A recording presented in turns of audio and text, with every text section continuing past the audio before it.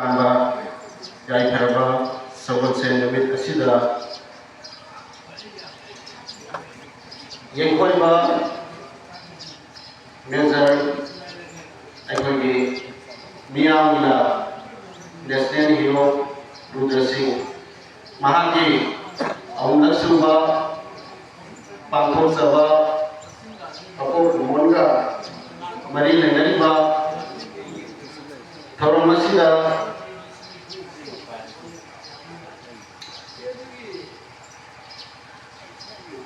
President की फफम लांदा हमी नवा हाइजर बदा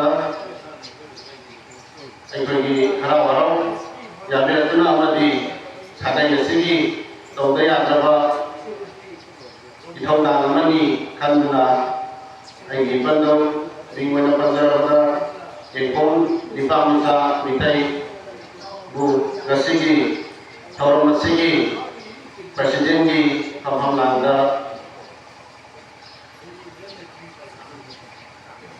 हमी बगिनमा अमदी हमी नवा हाइजर बगिनमा हराव याबे बगिनमा तारामना कौसिन जबगन वैनाना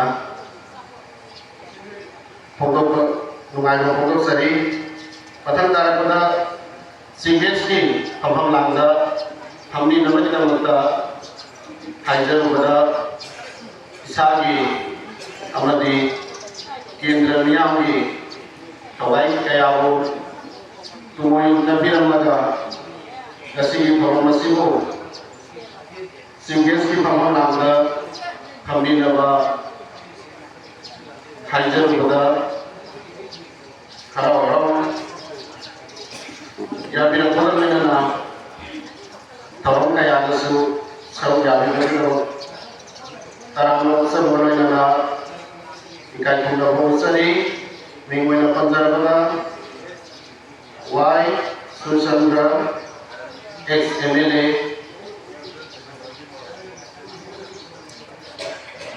कासिंग एसी को पयोता ना उसर बलैना इकाई थुंगा बोसरी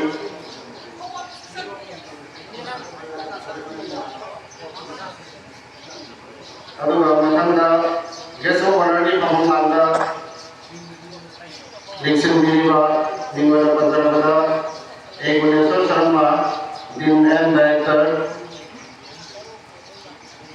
होनांखाबा यूनिवर्सिटी वैनाना director of Ayush department government of Manipur गुसु तारामोंसा बरवैनाना इकाई थुंगा बोसरी मथंदा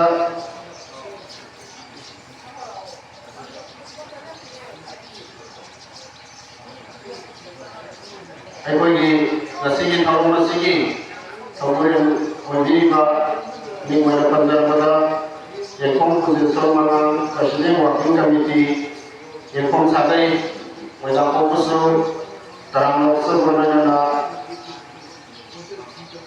हागत कोबसरी वैना गसिगी स्पेशल इनवाइटेड मिंगवैना वैना पंजरबदासु गसी थौरमसिबो सरजाबा लाक्तिबा आहलमन लाइगुरु इमाइबेल इसानिसे अमदी प्रेस मीडिया अमदी गसिगी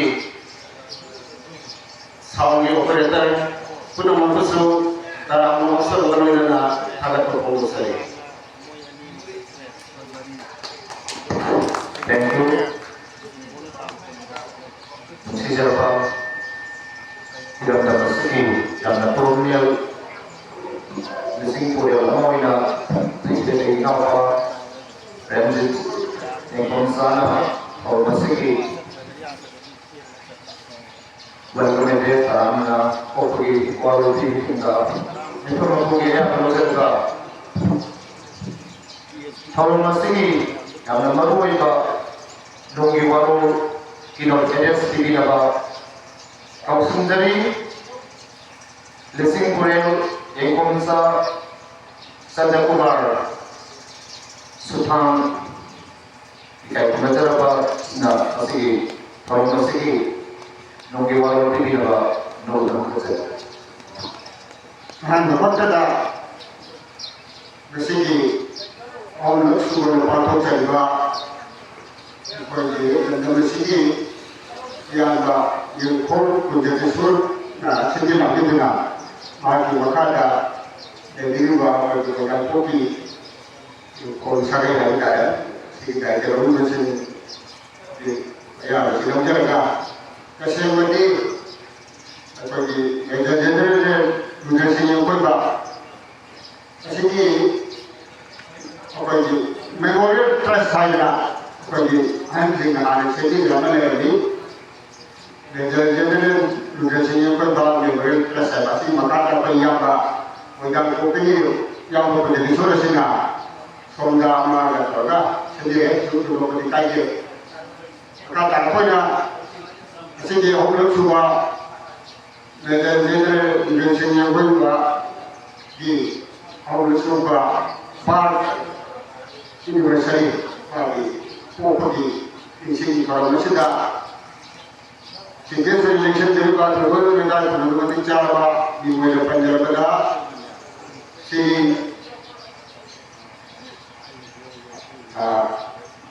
yang pun yang sudah dilakukan untuk yang pun sudah kasih generasi lagi cara mana ini punya tahu dulu bah yang pun sudah dulu kami juga kayak dulu jadi tentang kasih persen ini orang Malaysia sendiri bah seperti yang pun yang kau juga bercampur, ada sudah dekat dengan jadi, tentang seperti di Malaysia sama, si IMC mana, dari tahun 2000 mana, buku dekat dengan jadi, tentang kesini, balik Malaysia sini cukup tentang lebih banyak yang pun menjadi suatu kayak mencari makan dah seperti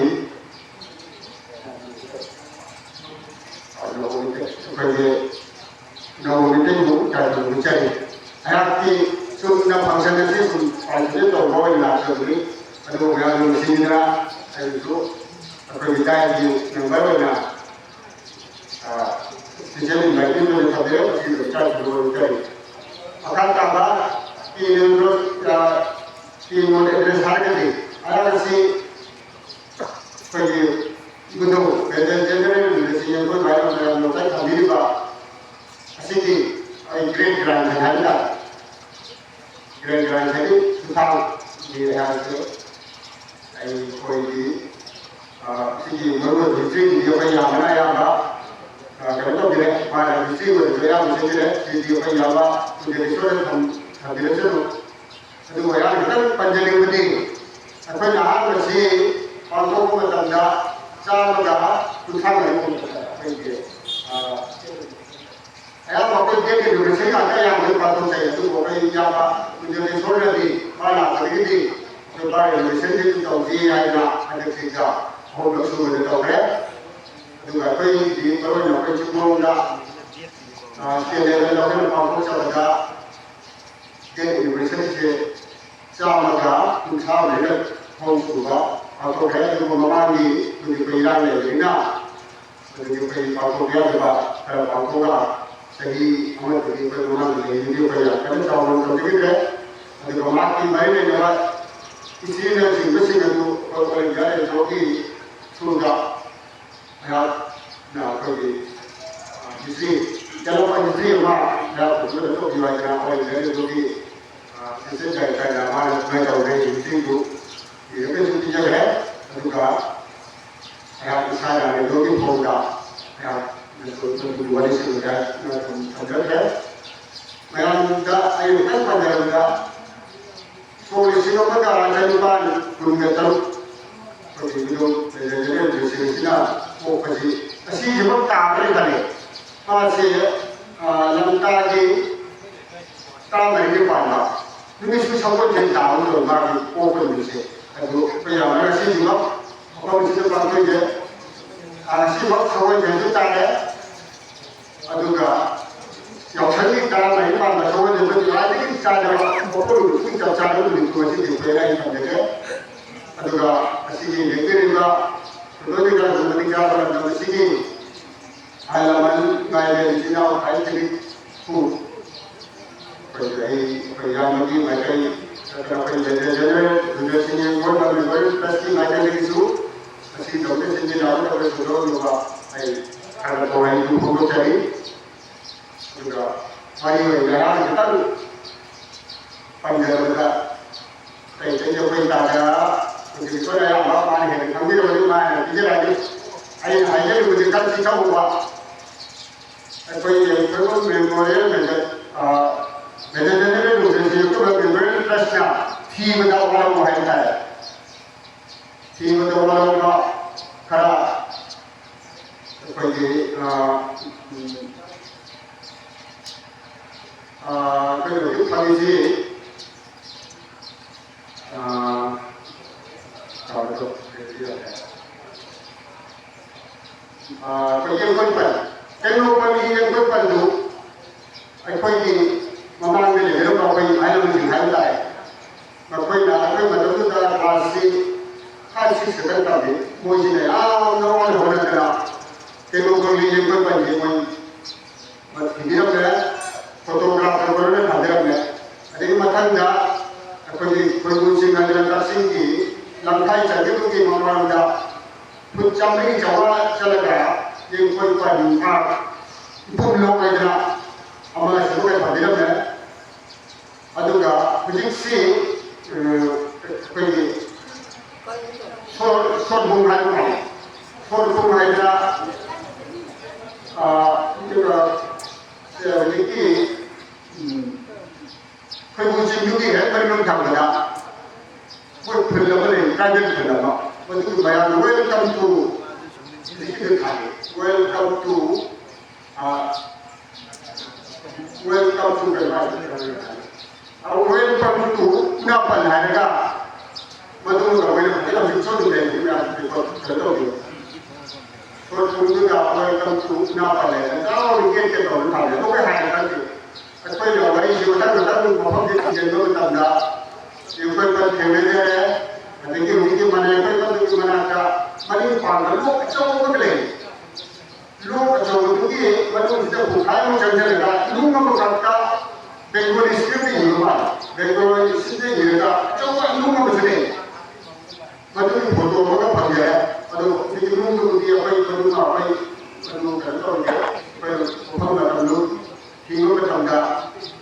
Jadi fotografi itu orang jumpa benda, jadi kita panggil. Aduh, apa nak? Macam ni, orang jumpa benda tu.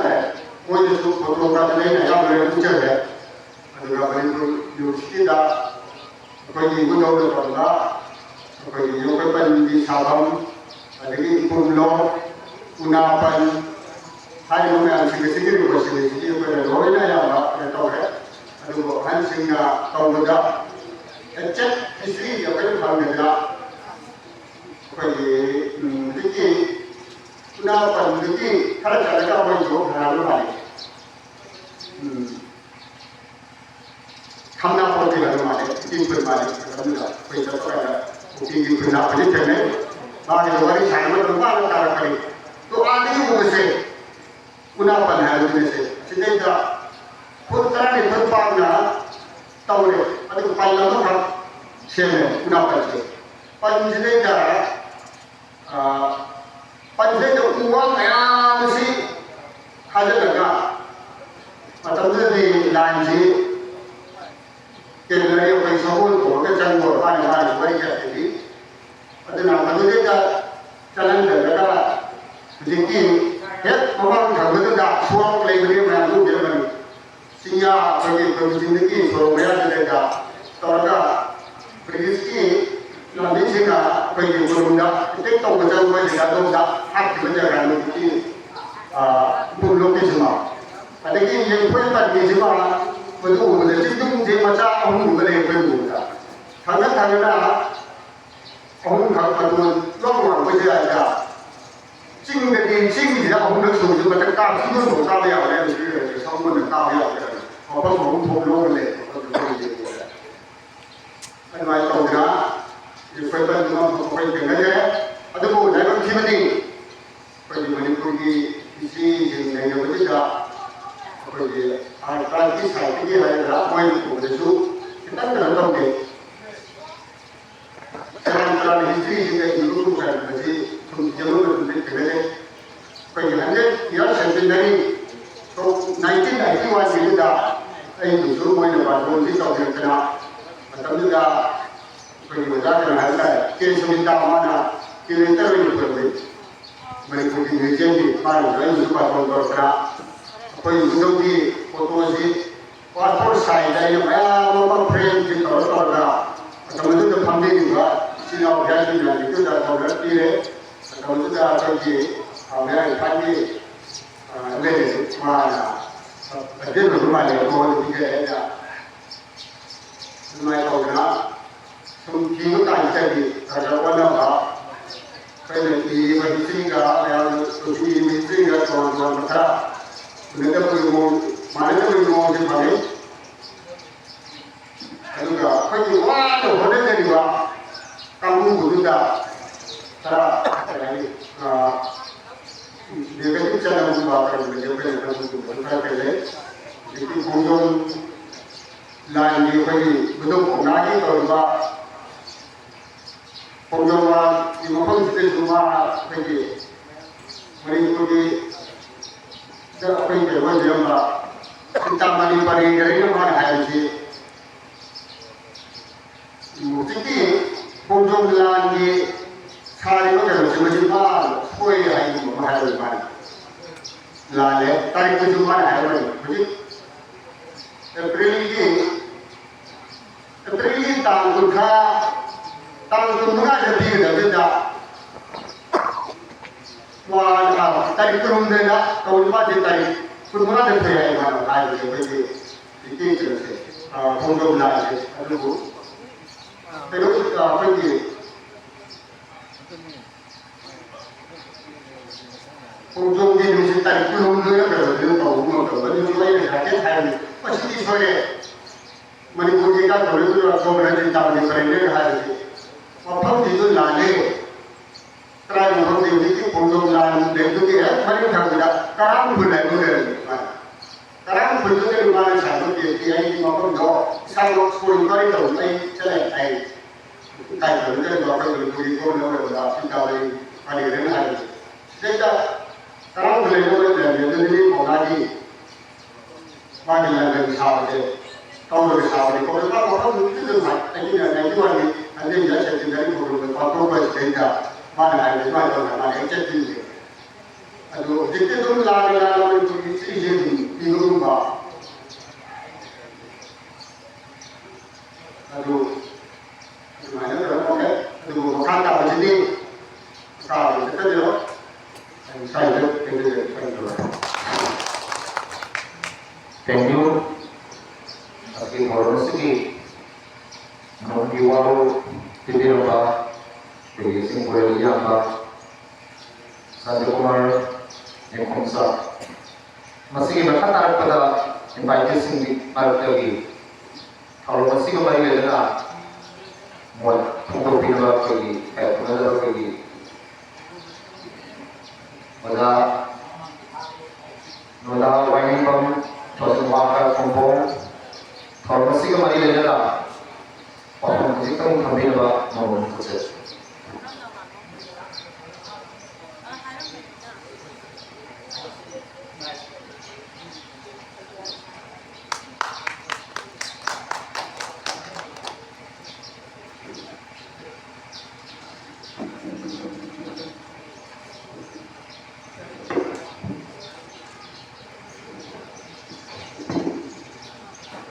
Masih mas kita terang dulu sebelum gaya terbentuk desa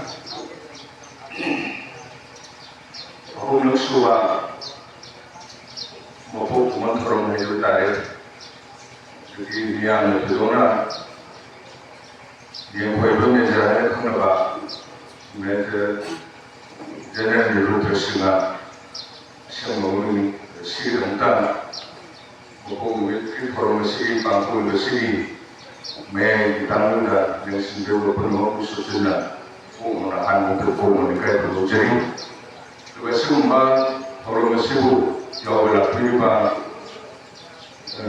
dekai sih jadi orang Eropa mereka juga tuh pada untuk sendiri US boyna ani sudah komunikasi berjari ini dari berbagai pergi analisis semua tahu hari tadi masih informasi yang bahan dari lewat corona segi tahu semua orang itu corona hanya mungkin lagi waktu dari Jepang boyna ada hasil masih semua yang memerlukan Manipur dia tahu segi manusia itu susun dengan ada Manipur Civil Justice Committee ada sudah bagaimana bayi-bayi yang kamu juga sudah saya hadir ini Justice Committee saya pergi Ingro Manipuri Wada 1991 dan thawai pun hati kawan umbang thoba singa ini pergi pada hamjaba Justice Committee ini adalah sudah suai pergi semua atau bersih program masih hasil jahilnya ada bayi-bayi juga suruh coba dan semua orang masih pampu perselam dan masih biar musuh maju pungsari yang adunaba apa yang bisa musuh maju polisi boleh musuh sampai apa mioyama asal mioy sih masih mampu kuman orang masih pampu pada hena mati jana missing jamna pampu pada pandai asal mampu mana orang masih pampu pa hai bisa missing mamnera kita mungkin nanti bayi mai di Moidang pungsa lebih ba, bagi pungsa ini sih ahal mana dari saya orang jenis Michael Pai kibuksu, loin masuk mampu pungsi, dan jauh lebih dari mampu apa orang musuh ini, atau semua orang masih saya puting jual sum, mampu tanah satu lebih masih bagi atau masih mana tu sejarah paksa kangkani atau macam tu sesuatu orang masih makanan mampu pa Nabiyo hawa pun Kristen menjagai uang besar dulu sendiri. Ada sering, sosial marker yang dalam main segi main turki, soal tahu tu pinam bah, baru sering. Yang menemui saya mana, yang mempunyai jalan research di ex-member apa yang paling penting makna menurut saya juga bagian nampak sama yang terpusu masih kesolan di pangkalan paling sebenarnya menurutnya kata saya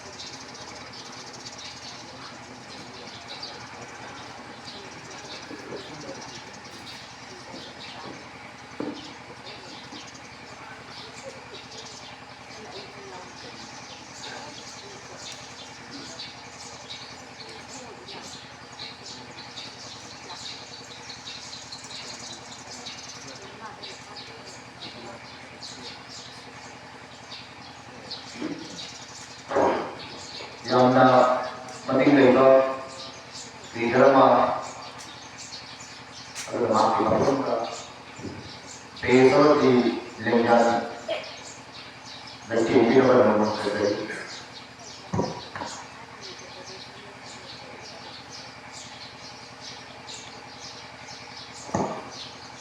masih makata pada yang masih alam lagi ka anjing lagi lima belas kalau masih kalau lagi na lamoina tetap na kalau seperti itu ngomong saja apalagi anak orang lagi malu nak na masih tahu sesuatu lagi ada nol sekali kesono lagi program langgar yang sendiri bah walking committee di simpul yang konsal biasa kayak nazar bah albo nasi informasi kembali adalah menarik sumpah baru hampir apa menurut nas seperti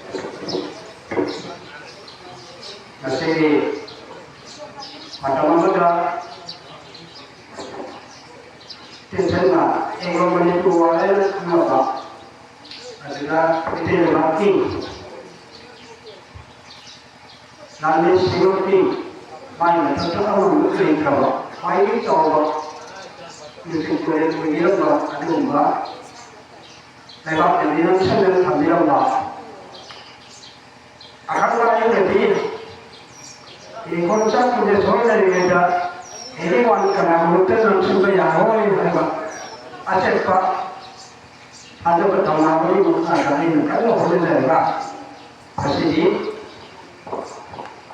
Orang Tanggalna, teknologi kumna, negara pun kumna, mahisu, istilah rumah ayah, tamjare. Lalu tiba-tiba masih si, mahi, foto datang, exactly istilah rumah pi, mana mana masih rumah api beri. Nanti mari pergi, aja di mereka udah cukup yang mana? Air security kalau kembali itu lagi terus kalau problem lah ada yang mana mereka juga Palestin lah kita ada yang kita bagi apa mesti dibangun sekali ada pun yang minimum kalau aku bayar lagi Asli kami bah, jadi senang sih, tinggal pergi. Mereka lagi masalah tu orang, within kilometer, istilah dulu bukan kami tu apa, kalau dari sekali sih. Masih mungkin saja ada ni macam within lagi, macam mana orang ada Manipur dan India ada तो dengan memang nantilah, malah kalau betul dah, yang kamu orang pak, alam ini tahu ni kaya jawab, haram jawab, lucing mas paling penting, lainnya yang lisai jawab. Asyik orang kau yang maka orang tu dia tambah, macam dia tambah, cuma tahu sih. Yang ini apa maksud? KYC mana pun tidak boleh terlibat. Ayat ini yang contoh lah, evidence pun tidak. Masih apa yang dari masih ayat ini bukan sekali. Malam ini juga bahasa itu juga minta alam kita hari waktu hari semua ini lah. Kau ini apa beri kau macam itu tak beri. Kita waktu lebar ilmu, mesti kau para upaya dengan aku para hanya saja ada jadi. Sehingga malu tak boleh dengan orang yang tidak ada itu. Aiki yade, alam itu mesti siapa pun bangun lagi, maya mau masuk tu. Alam itu yade, asal kita boleh siapa pun bangun, mana orang kita cek nanya apa. Anak awalnya mau enak, kita sambil kita tanya orang mesti sama ni.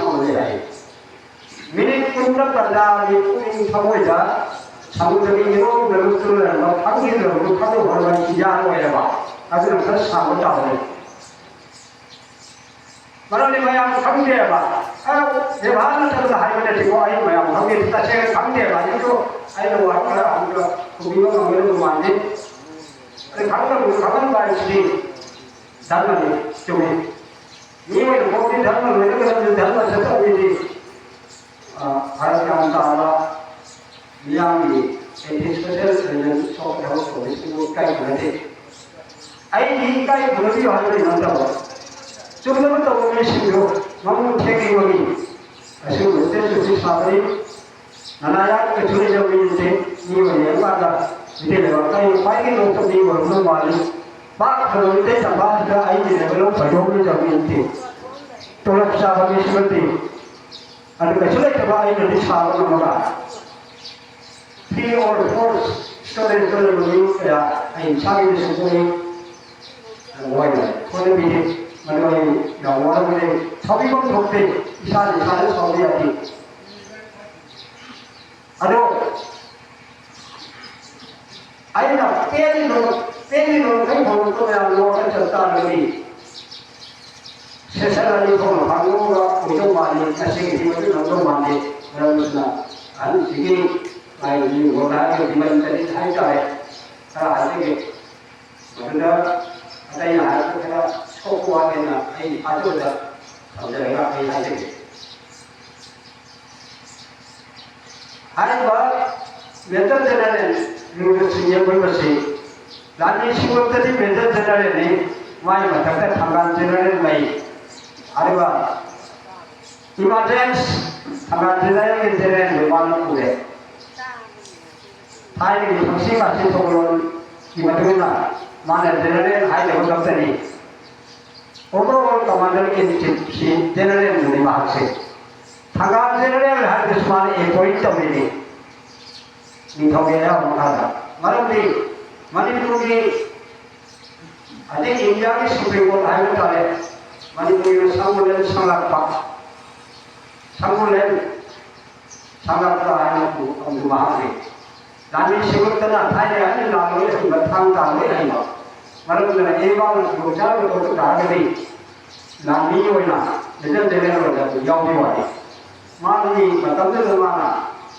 이제 왕가 입학도 외모만 포기하나 그래서 성문에는 상락하이 성문에는 상락하이 이제 론수 생에 이게 론을 안 들어와 이게 론 한다는 자저도 소리를 못내 아들이 아이와 해마 아이들이 이렇게 바로 이 현대의 월파 프레시덴시 수프림 코트에서 와사도 그런 말이 와사도를 보면 뚱나지만 많이 싸워요. 아니고 많이 싸우면 안 되고 와사도 우리 수프림 코트에서 나와요. 만 와사도를 프레시덴 보이게 안 되구나. 이때는 더우면 힘을 따라가. 맞다고 반응이 나오지. 그냥 언짢게 시래. 맞아요. 한 수천들 까나는 거 있어요. 수천들이 시기 니파스나 거의 한시나 에포 있다고요. 아빠요, 아빠요 레이터나 나는 밑에로 가면 고인다래나 이런 거 못하더라. 와사도이와 스마트폰과 하듯이 마음에 아무도 없는 거라 동안제는 주제는 합의지만 합의네요. 아들기 마음나 속내신 잘반 따라 배우기 남다니 따라니 반다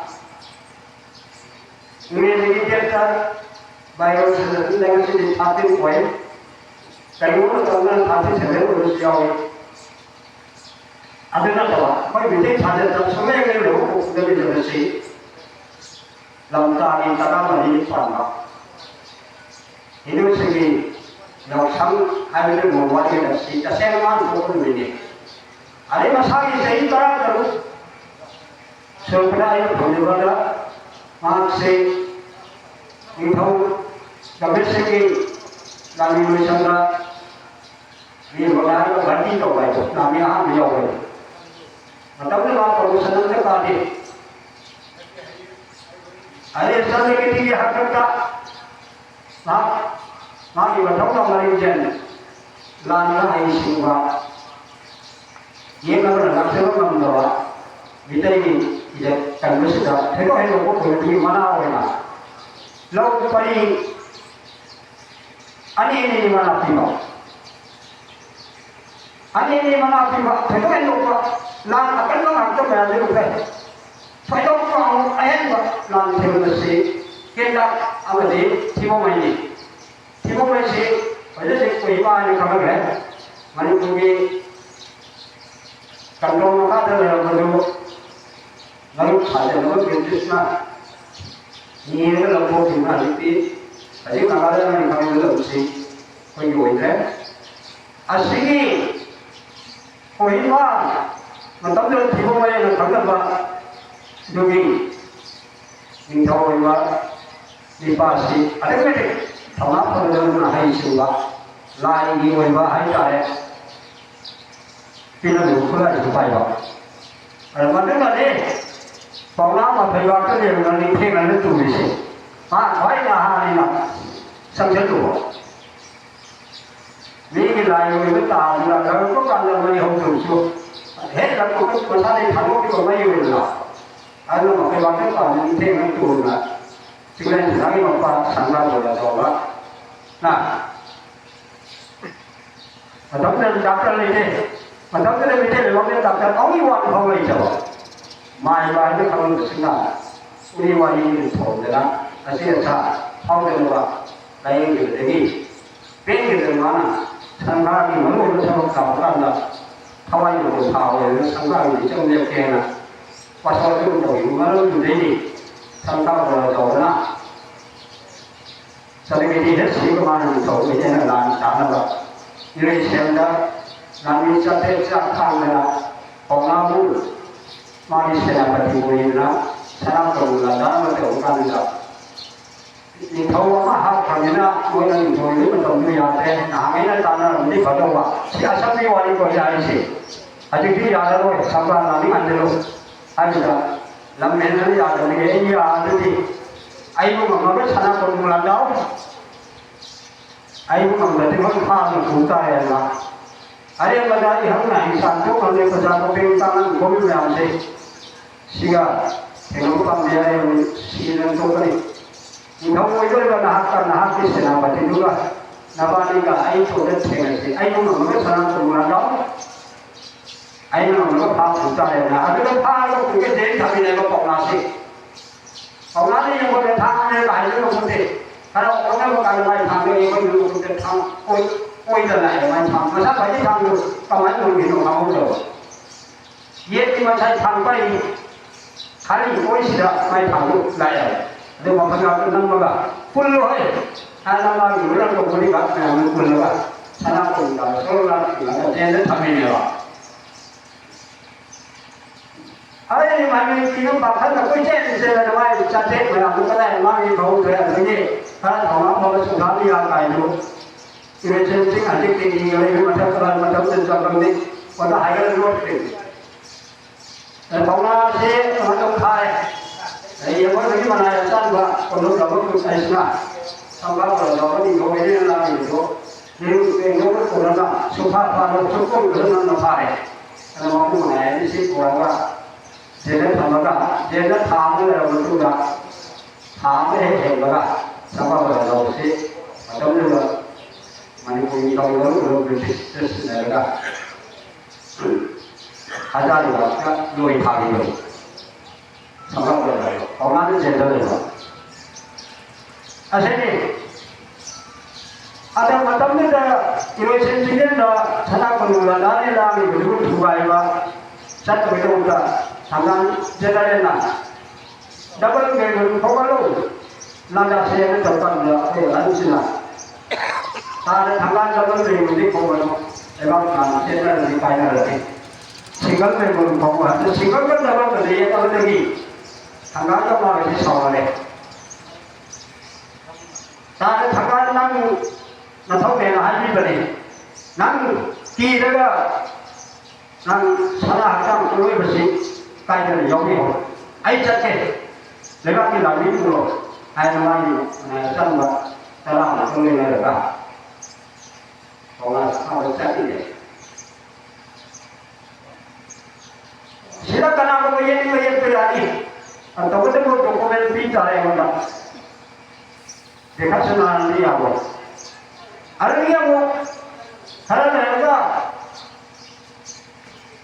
tahu macam mana mungkin orang kata siang mungkin aja masih sambil jalan lewat kali belum lagi ada kui sepuluh kali belum ada orang semua kayaknya juga bisnis tetap loh hamdaani rohilo bisnis tetap soalnya hamdaani waktu sesuai dengan yang mereka masih kami untuk diwajibkan oleh ada lain ada yang berbeda aku masih layak masih orang bisnis tetap roti kamu dengan ikhlas mereka kucing demi dalam panggilnya hal jadi berpikir sang jika sang orang sang makada nami sambil kerana mani bunyi tiga hari so karena nak berusaha nak berusaha mungkin kerana jalan ini kalau orang tu memang kerana kami jaga di koi lepas dah lagi koi bitai ini jauh bitai ini yang orang sesengi ya nak जबोई Nagal लगा जबोई होबसी नोना बेटा लेबा की संगाई बाबा Yemen पे भाव जबोई होती है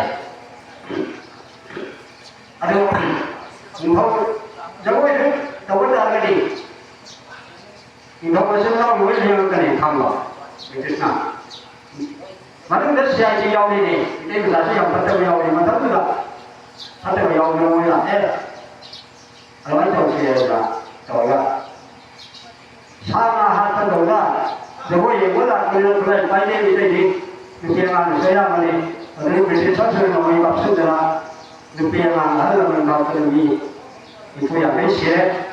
Nak saya dari waktu lalu minum pun saya suka dia dia, contoh kalau saudara jauh ya boleh enggak, mana bisnis itu hanya kerana boleh residence. Tapi ini sebenarnya saya pergi anu sudah kami saya anu sudah mau saya anu dulu pergi mana remote nilai isi aduh ini sudah tunggu mana jadi lebih intensif ada mana yang mau pergi landare mau residence mau thakwe tak tentu sesuai ada sesuai dengan pada residence sesuai dengan mati mengundang mui tangi walidi mana ha ada tahu tidak nama itu video saya mau mulai dari tadi masalah itu sampai ini dulu ada di mana mesti tahu ya pak British ki 400 army itu 320 hari mana saya letak dengan hal itu mana ni orang itu Jadi kalau kita tahu lah, kita mungkin tahu. Jadi, kalau kita lesan kau yang asal dari kita itu sih kita lesan lain. Jika kita lihat orang orang yang ada orang yang macam mana, ada orang tekan nanti nama yang apa yang betul tekan nanti sih. Paling panggil, timit, telur, mana yang macam mana sih? Akan semai orang sih. Apa ya ada supaya tentu nak ada ini orang sendiri apa warna itu pun cengkeh kalau itu kayak yang betul loh saya ada hal di sambil berada aja itu aja jadi mana hal itu semua kali ada di semua kali hal itu ada di mana ada dua kali anu dia kata ada yang berbeda misrimut bukan kalau kita ada yang hati berbeda itu magi mungkin juga kita ada yang juga sama ada nih sila yang berarti tinggal di sini. Tangan tu kalau pun berapa ni? Aduh siapa? Siapa sesuai dengan harta yang kau ingin ni? Ada yang ingin dia macam tu kalau aduh bah, siapa ahad nanti ni mari. Ada ni British ni saya kawan, Lieutenant Colonel Simpson, General Clinton, British advance lagi dengan tahun yang ada ni Mr. Cousins, orang mana si harga, mai dah itu tu boleh ni harga. Sudah cendera, sudah ulis, pengaruh dalam orang. Maka payung ini bermisna.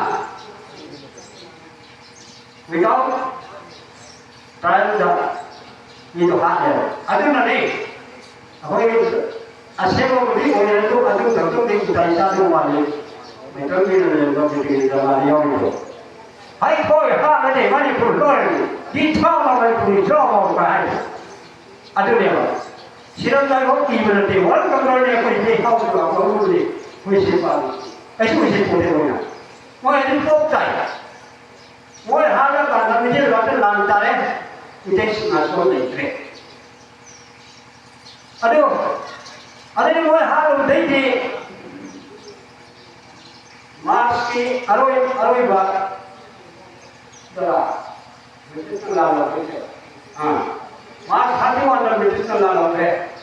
Ada betul itu saya am kalau pakai orang ini, pakai kamu pakai ini, jangan tinggi dia itu ni dia orang tahu lah. Betul dia aku sudah, hang dah lagi yang bukan dia hang dah. Hang orang dia jaga sudah itu saya dah tahu. Ada, mungkin orang lain, orang orang sini orang tak. Itu upaya itu tahu ni. Aduh, lantaran so, tujuh hari dah lakukan lagi musim sih. Light sebab kita jamaban light sebab ini, mai juga cakai lah light samne. Assistant commander orang yang itu lah. Yang pemerintah harus yang berjauh, yang berjalan berbalik. Dan awam yang berjalan lainnya, ada senapati kaya dari sini. Anggur senama satu jalan pikiran dia itu ramai pak. Senapati ini macam ni. Mana pikiran satu yang pemerintah, yang berjalan abu jauh yang jauh. Yang berjalan ni mereka faham kan yang jauh. Ada awak jangan nanti ani sih kan berjalan tu. Asal mayam tu orang berjalan sini, orang kalle. Jadi kita yang terhingga, si kita ni hingga. Ya, orang berjalan terus. Mayam nak sungguh di bangku jadi ikai. Aku ini mai tiga lagi bangku, selain itu mai ikai jadi. Sila ini wakal ni. Mari pergi pas, wow independence, maksud, makanya bukan pergi pada dalam, hawal itu juga di atas komponen. Si nanti ada kami amat, si yang berbukai itu pun mengerti, lewatnya, naik kerja, mesti cuma boleh jadi jadi. Ani sini. Hari ini saya lepas itu semua satu lomba terkesur. Saya orang ni sama. 4 kilometer sama mata kalau sahaja atau orang itu dah lucu tak. Kemudian lagi nak. Ada ni memang ni kami apa ni? Sakar sudah. Mata hukum kami. Sakar sudah ada dah. Jadi sakar nanti mata ni sakar sudah. Doa nak. Paling orang tu sakar nak. Hai tak. Ya. Lagi, ada yang terlihat langsung, ini British ki luar negeri, Madras Infantry, British Regiment, Brahma semua ni guru salah beri, Brahma ini apa pula ni, ini satu. Mama jadi apa ni? Brahma ini jalan apa ke? British na, luar jadi. Malah sudah, Manipur jalan lah, ini siapa guru dari independent kingdom luar negeri. Ada yang kami dialami, ada ke 문화되지만 색되지만 masing thằng này tên thằng dân này nhiều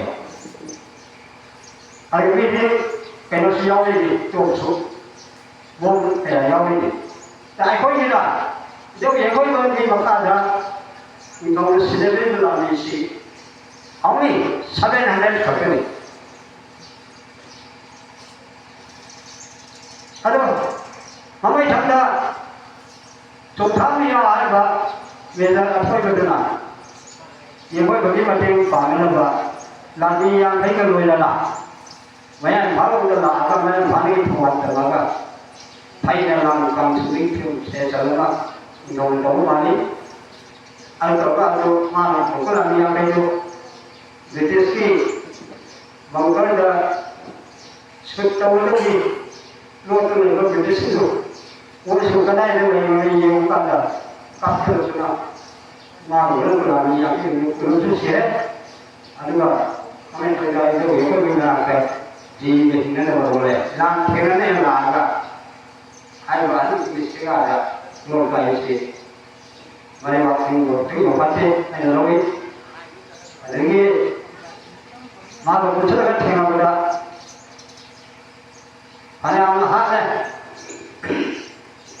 anh ấy ăn một cái chuyện thật sự rồi ông đi sipai mari kata na ni loy ro hat chalo adu loy singen tharmale de haujok thana tu le maya na sarva ya sulam pai do maya na ni haujok thana ko ni ko maya na ni ko isen da ni ai aya haujok thana ji tu le adu mai tu le la mana nomen ka pada tare chirmane na mang đại ba của người nhiều lâu nữa là sang được chỉ đến đó có về rồi là cái số là sang được sử dụng phản xì ở đây đâu có cái nào tôi lấy sang tôi mới xem là ở trong cái sen đầu kan là mà chủ rồi cần mấy anh hiểu ra là nhiều gì đó mấy người xem như vậy ở đây thì cần mấy anh rồi anh mới cái phản là ini nak bersinar baga, perlu yang bersinar. Nanti siapa bermainana, mari sekretar ini. Sekolah ni masih ni lah. Hari ini kita tanya tanya, kau tanya orang mana? Yang bersinar, yang mana? Aku pernah yang tanya orang, yang yang mana? Yang mana jauh tanya ada mana? Kami ada kami ada opini macam ini. Ada ini macam mana? Kita dapat yang mana dengan dengan mana ini mana yang kau akan mengenai yang kau pada tengok penyokong tengok berbagai itu dari sini. Ada itu lain, sing kita orang yang kita saya ini, saya orang tersebut kita yang mesti mesti makan lah, apa lah. Ini tanda apa? Ini ada yang sama ni, semua orang boleh lewat sekali tu. Dalam ini makan mana ni? Saya semua tadi. Ada yang pun sangat tinggi itu juga. Ada sangat sederhana. Nampak lagi. Ada, now kami juga. Una pernah ni kami. Una pernah pada yang nanti kita berbuat. Si bapa nanti selesai nak. Itu saya beritahu saja. Ada mana? Macam tu domen banyak sih, kau harus sih kan. Macam lagi, itu bah. Ada tanggal terlalu enggak. Sampai lalu perjalanan tanggal banyak. Mari kita kalau koi. Ada orang lagi cakap tadi domen banyak. Itu yang kau kalau awak masuk lagi, tu tanya enggak. British Army susi, lahir susi. Sama lagi, mana kamu yang tinggal lah. Pada yang lain tapi mau minum tengok lah, macam tu. Anak kau sakit, tengok lah. Ada orang British tu hati ni lah. Woi dia bodi macam lah. Aku musad macam itu tahu betul betul macam tu lah. Dia kau tengok lagi, namun tinggal lah, tunggu tinggal lah. Apa lu secara begitu? Tinggal, yang jauh hati kita. Itu lu ada di sini. mana aku mayang ni aku bersama yang mukai itu loh itu menjadi satu sebelum kamu itu loh tolong mana ni awal mula bah nuksan masalah ada di dalam sentok boleh planeti kan senang kami senjata loh planeti boleh masalah ni masalah ini jalan lagi itu jadi adalah ni hakan lagi kita kamu pas jalan kamu ini sini sama untuk menjadi untuk tanggung untuk lain, asal kalau kita lain untuk tanggung tanggung lain. Ada ni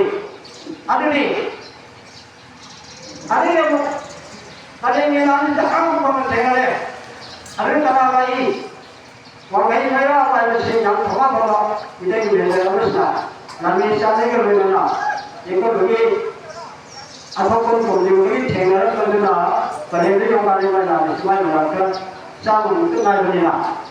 Sama ini juga plus tahu sama juga काम के मध्य से British mighty change कर दिया बा. Kita ये जो कोई है बा. kita लास्ट में हम चले. अरे तो हम यहाँ change है. और मैं मेरा को दुकान में बैठा है. अरे ये वो जो जो सुनाई ना तो अभी कुछ था ये तो ना होगा. वंगिन ताना लानी है. change है वाली तो बाहर तो निकाल से change है वाली ना पाएगा. mana aku nak menjadi, saya aku menjadi adalah untuk menjadi lagi report di menjadi teman-teman. Kami dengan sarkar saya yang sudah menjadi, kami mulai menjadi orang lagi. Sedang saya berpikir cendera bahawa kita akan ada apa yang kita cendera lagi. Kalau main tadi rumah, posisi di mana kalau anak berapa, kalau tu dah, kau pilih apa, cakap kau kalah. Oh, wah, ini kawan. Saya tu, kalau saya manusia semua mahal, mana tolong mana yang kau nak jadi. Ini nanti kami lagi train. Alah, saya tu ada ini seni padu.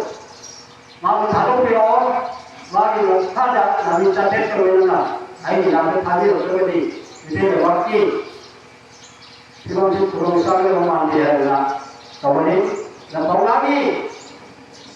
Kami sangat ada mari saya ada le, saya mesti mai ngomong mari sepeda le ba, top macam tu ni le mari, kita cuma di bawah kaya ba, top di bawah ni mari sepeda le ba, ada ni lan sekarang lah ada tang buku ya ada sini kopi wahai sih, pada tu tak ada tu, ada ni. Hayang lang kami masih ulang tidak. Jadi tahu ini pak, pengasih. Ada orang yang tahu itu sesuatu. Yang pergi tampil, rumah ini sudah awal semua itu dia pakai merah apa. Tahu, kami tahu semua yang sudah kami berlalu. Jadi kami itu, jadi thora lewat itu mesej pengelola isi. Jadi mana dah boleh, ada yang itu semua orang ada kalau orang yang mana yang itu berbeda. Siapa kalau mungkin ada usaha lagi, namanya numpang lagi dengan saya sambil mereka, lalai ini mungkin tahu. Sabun adalah karena tahu nanti, yang mereka ini berjadi, mungkin orang itu yang lemah. Saya lupa yang tahu mereka. Tawar hafal soal yang bukanlah sana kuya lupa kuya ikat na lan berwujudnya kalau mana laga wangi yang bukan dari jutaan jauh ada anak sekarang juga sini kontak nama hisap mana kuya sekarang mana nani covid apa masih lok sendiri anda bertanya apa? Pun berapa ni? Anda ada. Contohnya anak dalam sahaja, itu boleh juga.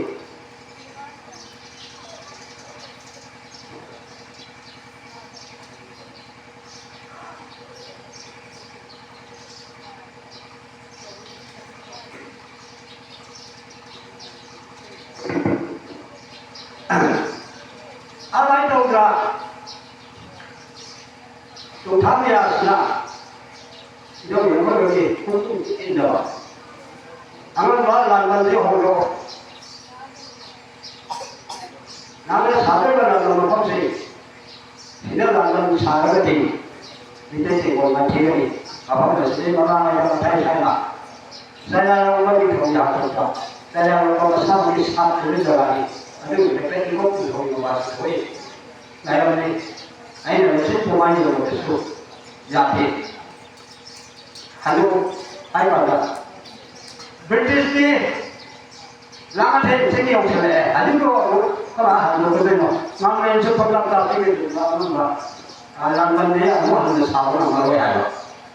Sahur apa ya? Kalau terima deh. iya landa musuh hukum indrawati macam kalau landa sebagai mana ye kalau British ko na hat ke nam hana musuh dia tham sekena dan sekarang lagi kami musuh si pemana atau musuh dia kalau terlalu kotor si kotor pemana si kotor dia sana apa mungkin tak akan mana कोई लोग सुचल करने होगा अरे लाल मालूम ना माल पाक होगा इधर बच्चा ठेंगे ना कोई ऐसे खाना लगी ये ना वाक को लोगों के लिए इबाद लोगों साउला हंडे दियोला और माना मकों को हम बारे को जगह ना फिर जब फिर बस साउला हंडे सो बुमार आई जाए sesuatu dengan sistemnya, kamarnya ini sistem orang tua, kamar orang ada apa? Ibarat orang siapa itu, sana kemudian, tanggal hari tiga bulan mana, ibarat mana tahu deh, ibarat semuanya, mau yang mana dapat waktu ini mana pilih yang itu, mana tahu deh. 이번에 하필이면 방법을 마시기만 방법을 짜오래 난 세아이 짱게 하나 하나 뭐이고 아이 야우를 나면 제구들네 아이 세아들이 고민들이 기뻐해 다시 상대롭게 많이 오는 세대로 아이나 동화를 짜오는 거를 문생이 꿈을 아이 हमारी क्या तुम्हें देखो लोग हमसे अगला वो last से काय में से हम सब मतलब कैसे ले तो काय में मतलब लास्ट से ना बने मिले सब हो गए ये ना ये लोग के सीधा इसे अलग से ना लंका का हम लोग तार मान लोगी वो सब कुछ ना Bagaimana untuk naik rumah saya itu masih selalu mengatakan dia naik rumah saya kali kali juga. Memang ya, ayah bicara ni mungkin dah mungkin angin itu jangan awal ni. Bukan sahaja drama ini yang ni pun macam sekali. Ayah kita nama sahaja ni ada mungkin wanita mungkin macam ni dah itu. ये नहीं अरे ये बंदी को अरे पढ़ा तुम सब ये लोग अरे ये थापे को रिकॉर्ड था थापे किल सेरे से फॉर इंजर्स है ना पढ़ा हो ही जो चाहते थे कुछ बगी रेगुलर हाथ में उठे से और ये थापे नहीं तारा हो गए अरे वाह मरी ये साथी छोड़ा अरे वो मिटाई लानी चाचे चंगी दुर्गा और जब तार लोटे थोड़ी सी शाम को ने चाचे चंगे शाम को अशी बोला शाम को भागे सामान फुट दिए चेन की बना तना कई कोई भी होगा मैं ना भाई हूँ मैं ऊँचे की बोलेगा किसी बुला रही है आपको ai कोई ना नहीं हाथ को ना दर्श कोई हुए हाथ में हाथ लिया बोलते हो अगर हमारे सिना हाथ में मिलना बेटे के तेल थापे लाते हो मरी खटे दे में शिशु को आने वाला अरे हमारे बिना हाथ में मिलना 아주 수많은 돈을 하시는 이 레슨이 우리 장님과 양을 하는 이 파트는 게임 제대로 볼 인터스 뭐래 아주 얼마니 아주 많이 숨 돌리나 월 강가를 그때 보면 너무는 미담으로 얘기해야 되지 스마트 깜짝어 아다보다 비샵비가 삐끄러 시간대하는데 이제 매는 이동을 내줘야지 아사람한테 많이 보면 빼쳐서 삼세 그래서 또 와서는 뭐에 값을 주는다고 다행히 주는 거 그거는 다가 뭐에 감을 감을 어디 어디에 있지 내가 가서 부자로 되는데 미래를 막기 그렇습니다. 난 대면하는지 얘가 이미 뭐하는지 대면하는지 당연히 가야지. 하지만 전 도전 많아 제가 이거 해요. 자체표를 보인다고 해요. 더발 덕방 자체표를 보인다고 해. 빨리 중급생 대학을 안 가고 자체표를 보인다고 해. 코비용 법대에 보면 많이 틀리지. 아니, 아이고 비전이 그냥 알아오 봐. 내만담이 비전을 만들고 있죠. 아이고. 처음에 나만 어떻게 해봐. 나만 어떻게 잡아 한 짓을 또 해봐. 다 가게 거의 나타 잡게 잡요. 북한을 안 생각 믿으나. 나만 놓고 덕분 속에 갈까 하면 내가 하면 이거 왜 갖고 나 이거 줄 알았는데. 아시나? 아이고 이게 뭐가 되기다. 못하고 되는 거야. 이거를 내가 다 내 방금 사생이 우리 사람들이 이걸과 후이스 이걸과 하니 강한 거예요.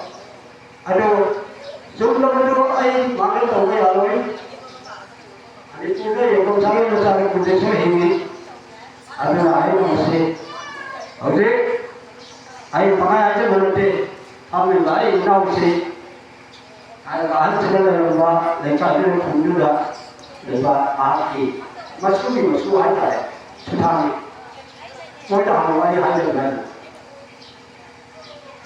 뭐다 하려면 정도로 이리 왔네 아이고 되는 게 하나 이제 하려면 봐 아이고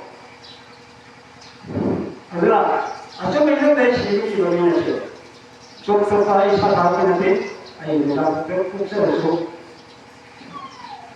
이거는 사실 얘기하듯이 영나무와 태백이라 우리는 소식 좋은 놈이 신속적 무슨이나 나타나요 이거 하는데 미워나 코나는 것들이 프랑스에 보내나 우리 통도가 어떤 것이 아무리 백신하는 영역이 아니고 아주 그만이 너무 배우들에게 이거는 것이나 어떤 것이 아니고 너가 이거 보이니 아이네 것은 아주 괜찮은데요.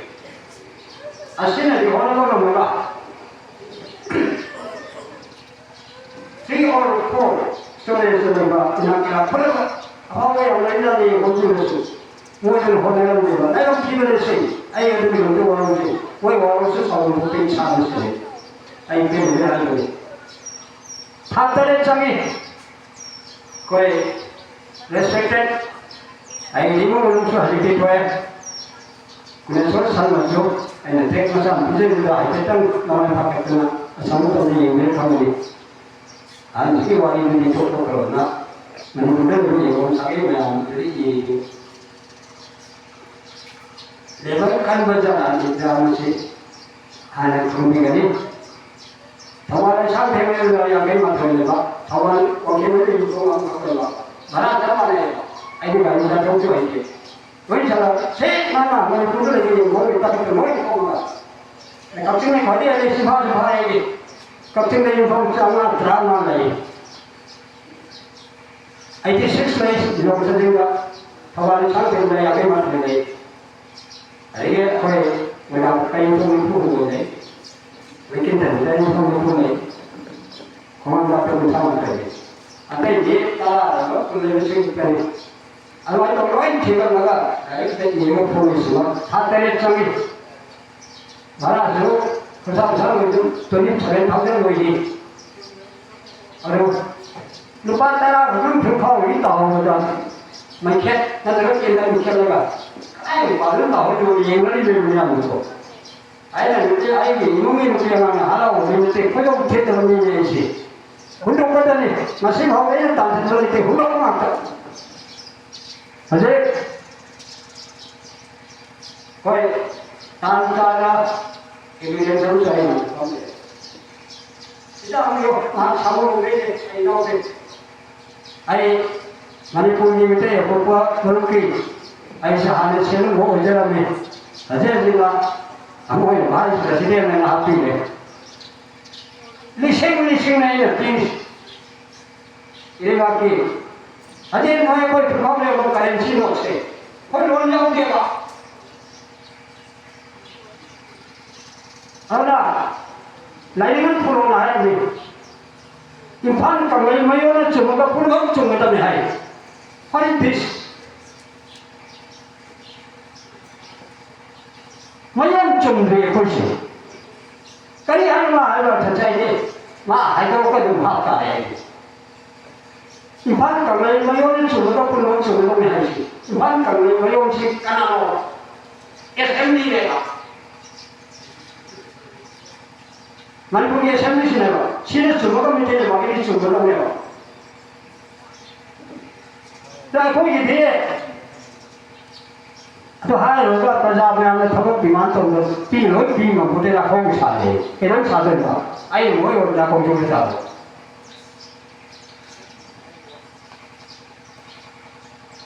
Moi tak pun mau dia lah. Moi kami kira tahu, kami tidak tahu apa. Korban pada nak kau sahaja ke, kerja ini dengan present ini hai tak lagi. Ayo nak tu kami ada tu dah. Say, we are the same.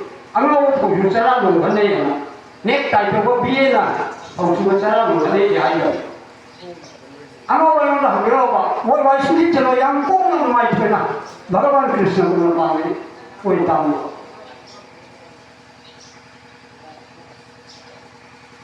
Manipulale ba prajamayam sigi marakta.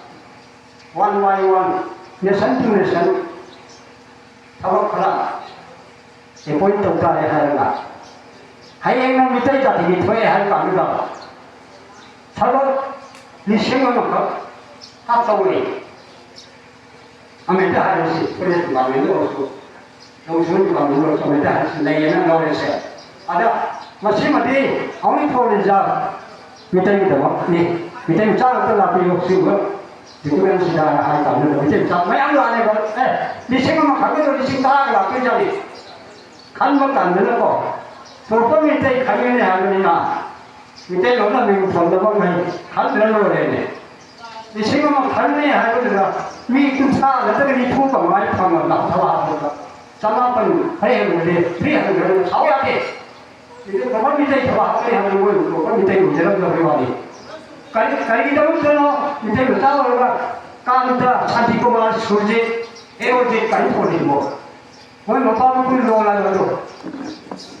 Mitai ini, jawab toba, yang macam ni mulai lain orang ni, cuma orang toba, ada orang makan toba, ada ni yang lain eh, mitai orang toba, isama tu pun jadi orang ni. Ipa dulu thorun si lali yang lalu si bau, ipa ni, mungkin tinggal tanah, mai thawai mai, lokal bukan ni, sawai bang. Ada ni. Ano masih ada na, kau betul lagi semua, orang pinjam jaga, orang dosa deh, ay sih nak tengok jaga, ada sini, kalau sini kampung masih, yang mana sahaja, masih sahaja yang harus sokeu, kampung sekolah, sokeu, juga masih, mata dengan kampung kan boleh.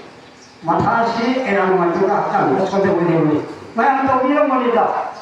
Awak kalau mana macam, rumah mana tu cuma era kami dah kantor. Awak kalau awak tu jadi, rumah ni dah mana dah kamu lagi. Anak macam ni apa? Ada mana? Asyik muti si sakam si kena bawa mana? Ayo bawa pikai hari. Muti si asal mana? Kalau dah 5 lakhs ni lah. Certificate lain, receipt lain. 사람이 수라상 보내는 거 보여지만 미니마켓 쪽이 내게 정말 어느 정도로 정말 사 때문에 거예요. 아들 사업이 아이 야우들가 나오면 로마 하면서 이건 문제 소라 할바 메데데를 지금 그거기 문제 사업이 아사를 세계야 너무 길게 나오죠. 많아 살다 살다 꼼빵 거기로 가야 아들이 아사만 어떤 파일락 소리거든 아이나 마기 반박 세미 아마도이 아나자나 보자 밑에 막 보이는 이게 거기 방전들이 방전들 보라 가와니 가이 동이 파와하기니 나무 때자자이 고슬리 양장을 잡아 나고 방나 그런데 거의 이나케라 안도게 동이 고사오는데 아이고는 그 지기 호텔이 와서 제법 못 보여요. 대략 60,000. 아이게 all this 계속 거예요. 장이네. 아들들이 부탁해네. 3 lakhs. 아이때 당전을 부탁해. 맞으면 생각하나보다 아이기 방어 군사 누나 하고네. 이부 하고는 셋난다 이거니. 아이기 알토까도 요소이. 아이기 거의 밑에 우리나라 밑에 시골들이 빨리 신고 마음이 보이네. 아이 이사님은 또 그런데 하이사가 딱 그런 반대로 쓰는 순간 이렇게 무슨 데로 가는 것이 아이 방송을 보이네. 아들가 미국을 신고해. 아들가 부탁이 가지고 가는 때 또 거기 방에 센스가 자고 거기 방에 들어오시면 자고를 들어오는데 완전 들어오는 거 아니죠. 우리나라 밑에 시골이 된 방면 돌려주죠. 가나 엄마의 거기 있으면 된 방면 시점 보통은 그게 이 카야가 뭐예요 정말 뭐 콩까지 걸고 저 사람들이 이거 너는 하기도 없는 게 아니니 사실 뭐 아이가 뭐하래 봐 아이 간이 수르니 아이 진짜 이 후날만 갈래 낙달 방이 이거니 다이가 한 거의 사이드 들어오니 아이 보잖아 올마 마 시에서 이거 가지고 나이도 시고 거기 나오니 제대로 생각하 또 아주 가이 수고만 만났더래요 하다가 양화는 호래자들이 양화는 호래자들가 어디 여기 놓고 석신이 내박이니 아니면 사이에 공격을 하자니 미네 아무리 정비 내박 공격을 하자게 British का मणिपुर लाल film से ये घर में थे नबर लालती कोई एक सिगी इनका तमने नबा लेबाक मियांगी लामिदुगी मुसिबो ओइनबो कप्तनी अखोई लेबाकी ओइने ठेगा बनेबो अदुदी लेबाक सुके बात तो सोकाय नामी सही खुदेगी मेरे नया तुमनबाइदा पाटोन तविगे तविगा वालो बिदरा बाया सहयोग सके 숨소에 소이더라 자이 그린 것이 왜 시험대다 마야로 거기에는구나 역상하에 의해서 오는다 지도 방법으로니 아이사 비비와 하는데 양반의 혼자가 미양이 이렇게 언제래 그리고 내분한테 같이로 이까지 붙여요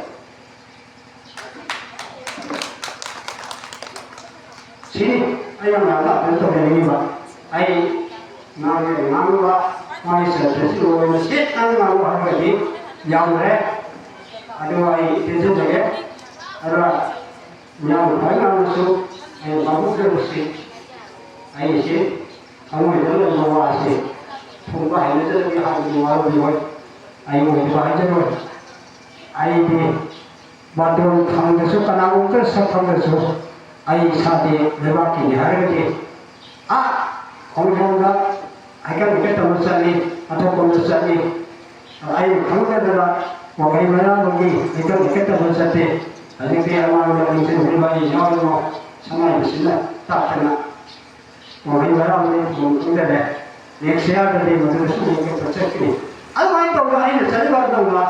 Baturun tahu ini tahu semua ini hukum dia semua betul kemana ya lah. Nah itu ni sewa mana. Oh ya lah, macam si. Nojabun di thok bersuk. Kita macam tu bagaimana ni? Every step saya nak sampai. Ajaran aku kerja. Macam ni yang sin tiga kali malam ni. Ai fikau dia lepas sin. Ipan tak naik kan awak. Loe eh. Ada ni. Ada semai tahu lah. Kalau dulu sudah macam thong lagi dia. Ini kami mendengar bahawa apa yang orang ini mungkin itu, mereka mungkin tahu orang itu seni usaha ini tahu ini kami berkam ni, lain semua yang dalam rumah ini, semua kami orang itu, sudah yang sudah kami orang itu, bocor ini, orang kami orang itu, nah apa yang semua kita itu, upaya kami tambah saya, isolasi kalau jangan ada yang waktu hanya saya tahu, ini. Aikogi kasih wakil kami tiga presiden yang jadi orang itu banyak hanya bani dulu atau si tinggal punya bagi si makar berat. Dia orang dia orang lambda kan ini saudara orang lambda dengan sendiri bah bagi saya ini Indonesia secara makil untuk Punang Thaba University Director of Youth Department Government Manipur Saru Dr. Saraga si Malaysia Director of Research Department आज हम लोग का number six को भी मिला अब लोग jadi yang biru में आपको Nasi yang nasi ni mereka masuk thonga mereka yang nasi dari mereka lupa in like tu berlupa ini hai betai sih berlupa lagi jadi ke sudah di pansu masuk di bagi unity alun thorong nasi dah jadi seru ya kalau menjual saya ya suki mati mengaji ayo nasi saya aku tahu dia nak nasi dia akan naik yang Cina ayo kita thonga pada lupa sih macam dia ayo mereka ini kita ada orang menjual saya suki mati naik baik dulu kita nasi sih bukan macam nasi dari jadi di rakyat itu nazar apa nasi GPS ko nasi itu jadi apa jadi yang beri supaya kita tapi apa ni yang pun sari si atau bandingkan dengan orang yang si yang menetap dalam tahu aman ibu sudah supaya kita dari itu mereka tapi apa tu yang beri nasi GPS kayak nazar apa yang pun sudah atau mengenai director ni juga ani lokal ya di pada itu ini dia membeli mana nasi dia sih buat function nasi presiden di abang anggelin sendiri bah hingga penjara beda itu yang pun di pasca kerana dai legend diri bah itu semua mana itu jadi bah yang pun penjeshon ada yang pun Chandra Kumar Yunam nama amadi itu yang duna haksyang di masih daya nasi dia semua function nasi dah inward hub tu dia hai dana linkin beega yang thona lega es na bakuma kai nazar ba mata mengi x itu remember luina na dengi rego mayam puna ma ai kai nazar hochen ai mayam puna ma kau din kan da ko kata hai lu choge ai di mangda ai di kai nazar ba mamangi pergi wangang luina Maya cuma luar mau thambar bani na ada ga, aina show bagi itu lejade, aina yang punya ngambil luar, tapi kita makai lejade. Aduh, aham lagi thamjadi luar, kau ga ini cakap ni aina lupa lisi manga, kata di dress aina kacara bagi, aina sima masih cuma aina aham lagi thamjadi. Luar kau ga bagi kau aina lejade. Ani sudah, kau maitri aina jadi saya. Masih ekoi ida thonal lim je yawa culture yawa aduba biyamani group amani haidase masih tadi thoigo hendo ngasi function ase yawa la chebuma tamda ai ime mana kumbo phangjaba haidado madu oi madu ila do damde nasi yasuba working president amana layoi khara thona leba mi ama khaki magi mamingda apunba saktam mama sagarega matam mamagi thona ba mi ama bu wari gi waina magi masak ko do thamdana ko hona jabai se masi yamna marui ba poramani masi jaba matamda ai oi auto endona ai sa jida thona ni ge happy hai se ai nasina thamjage ani subada aina masai function is object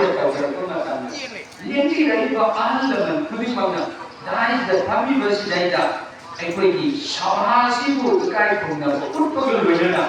Masjid of Kutima, their Mahasu, Channel Channel said, I do and Dona, Manipuri, Kachin Koyama, Kayamada, I direct the winner at the Mayama Suyauter. I must see Amdi Kali, Maduna Masiki culture there, Mapamasida Yam Pajana, Channel Nam Lane. Ahum subada Manipuri Shakir Minshel Waiba, Equity economy, Natragana Equity Manipuri, Tauran Jet Kupamatanda, making peace in the low Hogango, Nashi Amuan and Nishiki, Mang the Lincoln Diriba, Imai, Natragan initiation, Labor Mayamasina, that is the famous data, Mapu, Natragan, Mate, Yawi had to keep their heart to the Atin jaga the put the kaya coach data, coach natragan people who put it for share. Money put him up at the end of the data I do create color. And the message Yamna Akademi, money put him optical lady, but issues data. Maramdi, I know machine functions data, I know dust of the tree by Maramdi, Mamma. Mamma, we never had to be the dinner. I showed the never get a madai that Sanjali the day I Aduna. Manipuri houses like she of people Masina, and when you have to the wedding the set, Manipuri upon the Sakamzi. Upon the Sakam Mamas had a had a diary, a home woman night, a home had a secretary in night time. I had a shot in the overtime. Aisha, a Jimo, a Jilekai. Masina, I gave Apunba, Lamdam Puki, Natragani staircase, Sakam Mamas had a diary. Matawashuna.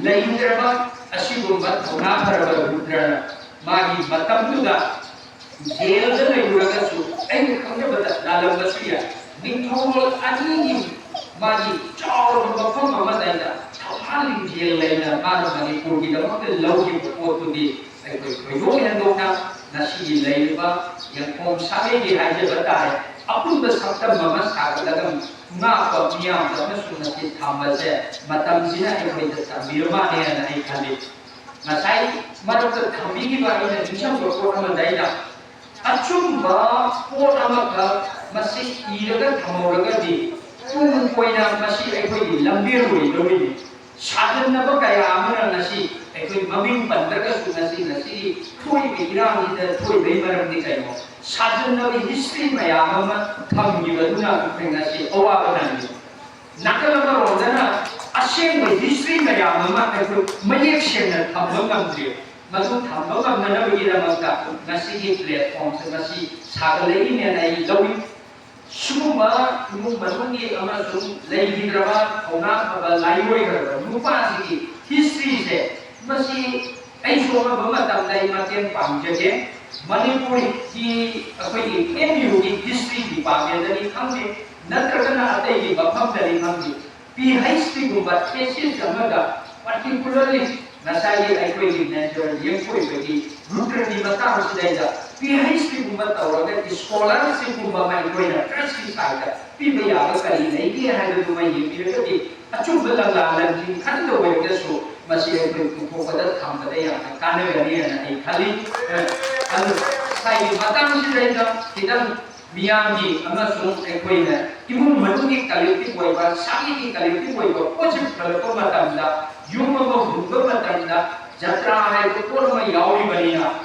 yung koi medya di rudra di, asyado na sakya tama na bagi, foundation na tragana jatra di, nasi di trustee di member amasung foundation sino waibiu, nasi lewanya na, ay matanyang lewero, nasi di program se, yang masak ko ka, haunang lebih niya magpaki. Kaya ada mathau ado ꯆꯠꯅꯕꯤ ꯑꯃ ꯑꯣꯏꯅ ꯄꯨꯋꯥꯔꯤ ꯑꯃ ꯑꯣꯏꯅ ꯃꯩꯇꯩ ꯑꯃ ꯑꯣꯏꯅ culture ꯑꯃ ꯑꯣꯏꯅ ꯉꯁꯤꯒꯤ ꯂꯩꯔꯤꯕ ꯃꯅꯤꯄꯨꯔꯒꯤ ꯇꯧꯔꯤꯕ ꯇꯥꯔꯤꯕ ꯐꯤꯕꯝ ꯑꯁꯤꯗꯩꯗ ꯑꯩꯈꯣꯏ ꯃꯁꯦ ꯇꯧꯐꯝ ꯊꯣꯛꯏ ꯃꯗꯨꯒꯤ ꯑꯁꯦꯡꯕ ꯅꯣꯡꯒꯤ ꯋꯥꯈꯜꯂꯣꯟꯗꯨ ꯎꯠꯄꯅꯤ ꯍꯥꯏꯅ ꯑꯩ ꯃꯤꯌꯥꯝꯒꯤ ꯃꯐꯝꯗ ꯊꯝꯖꯕ ꯂꯣꯏꯅꯅ ꯇꯦꯟꯖꯟꯖꯔꯤ thank U.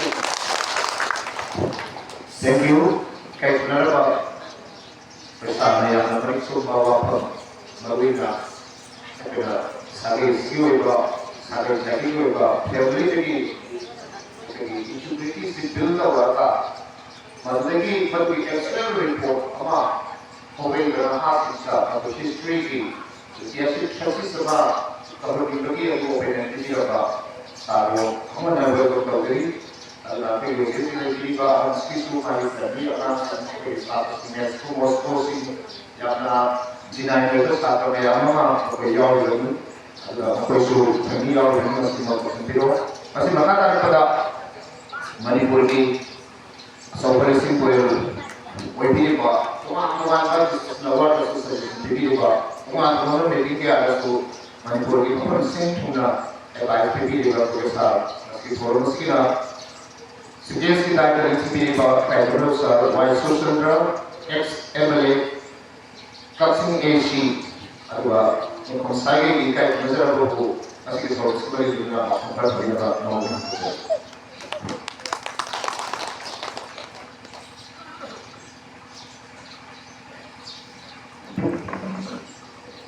Asing hidup punya negara yang kau enjoy, jadi yang kau buat represent orang mahu mungkin pada juga.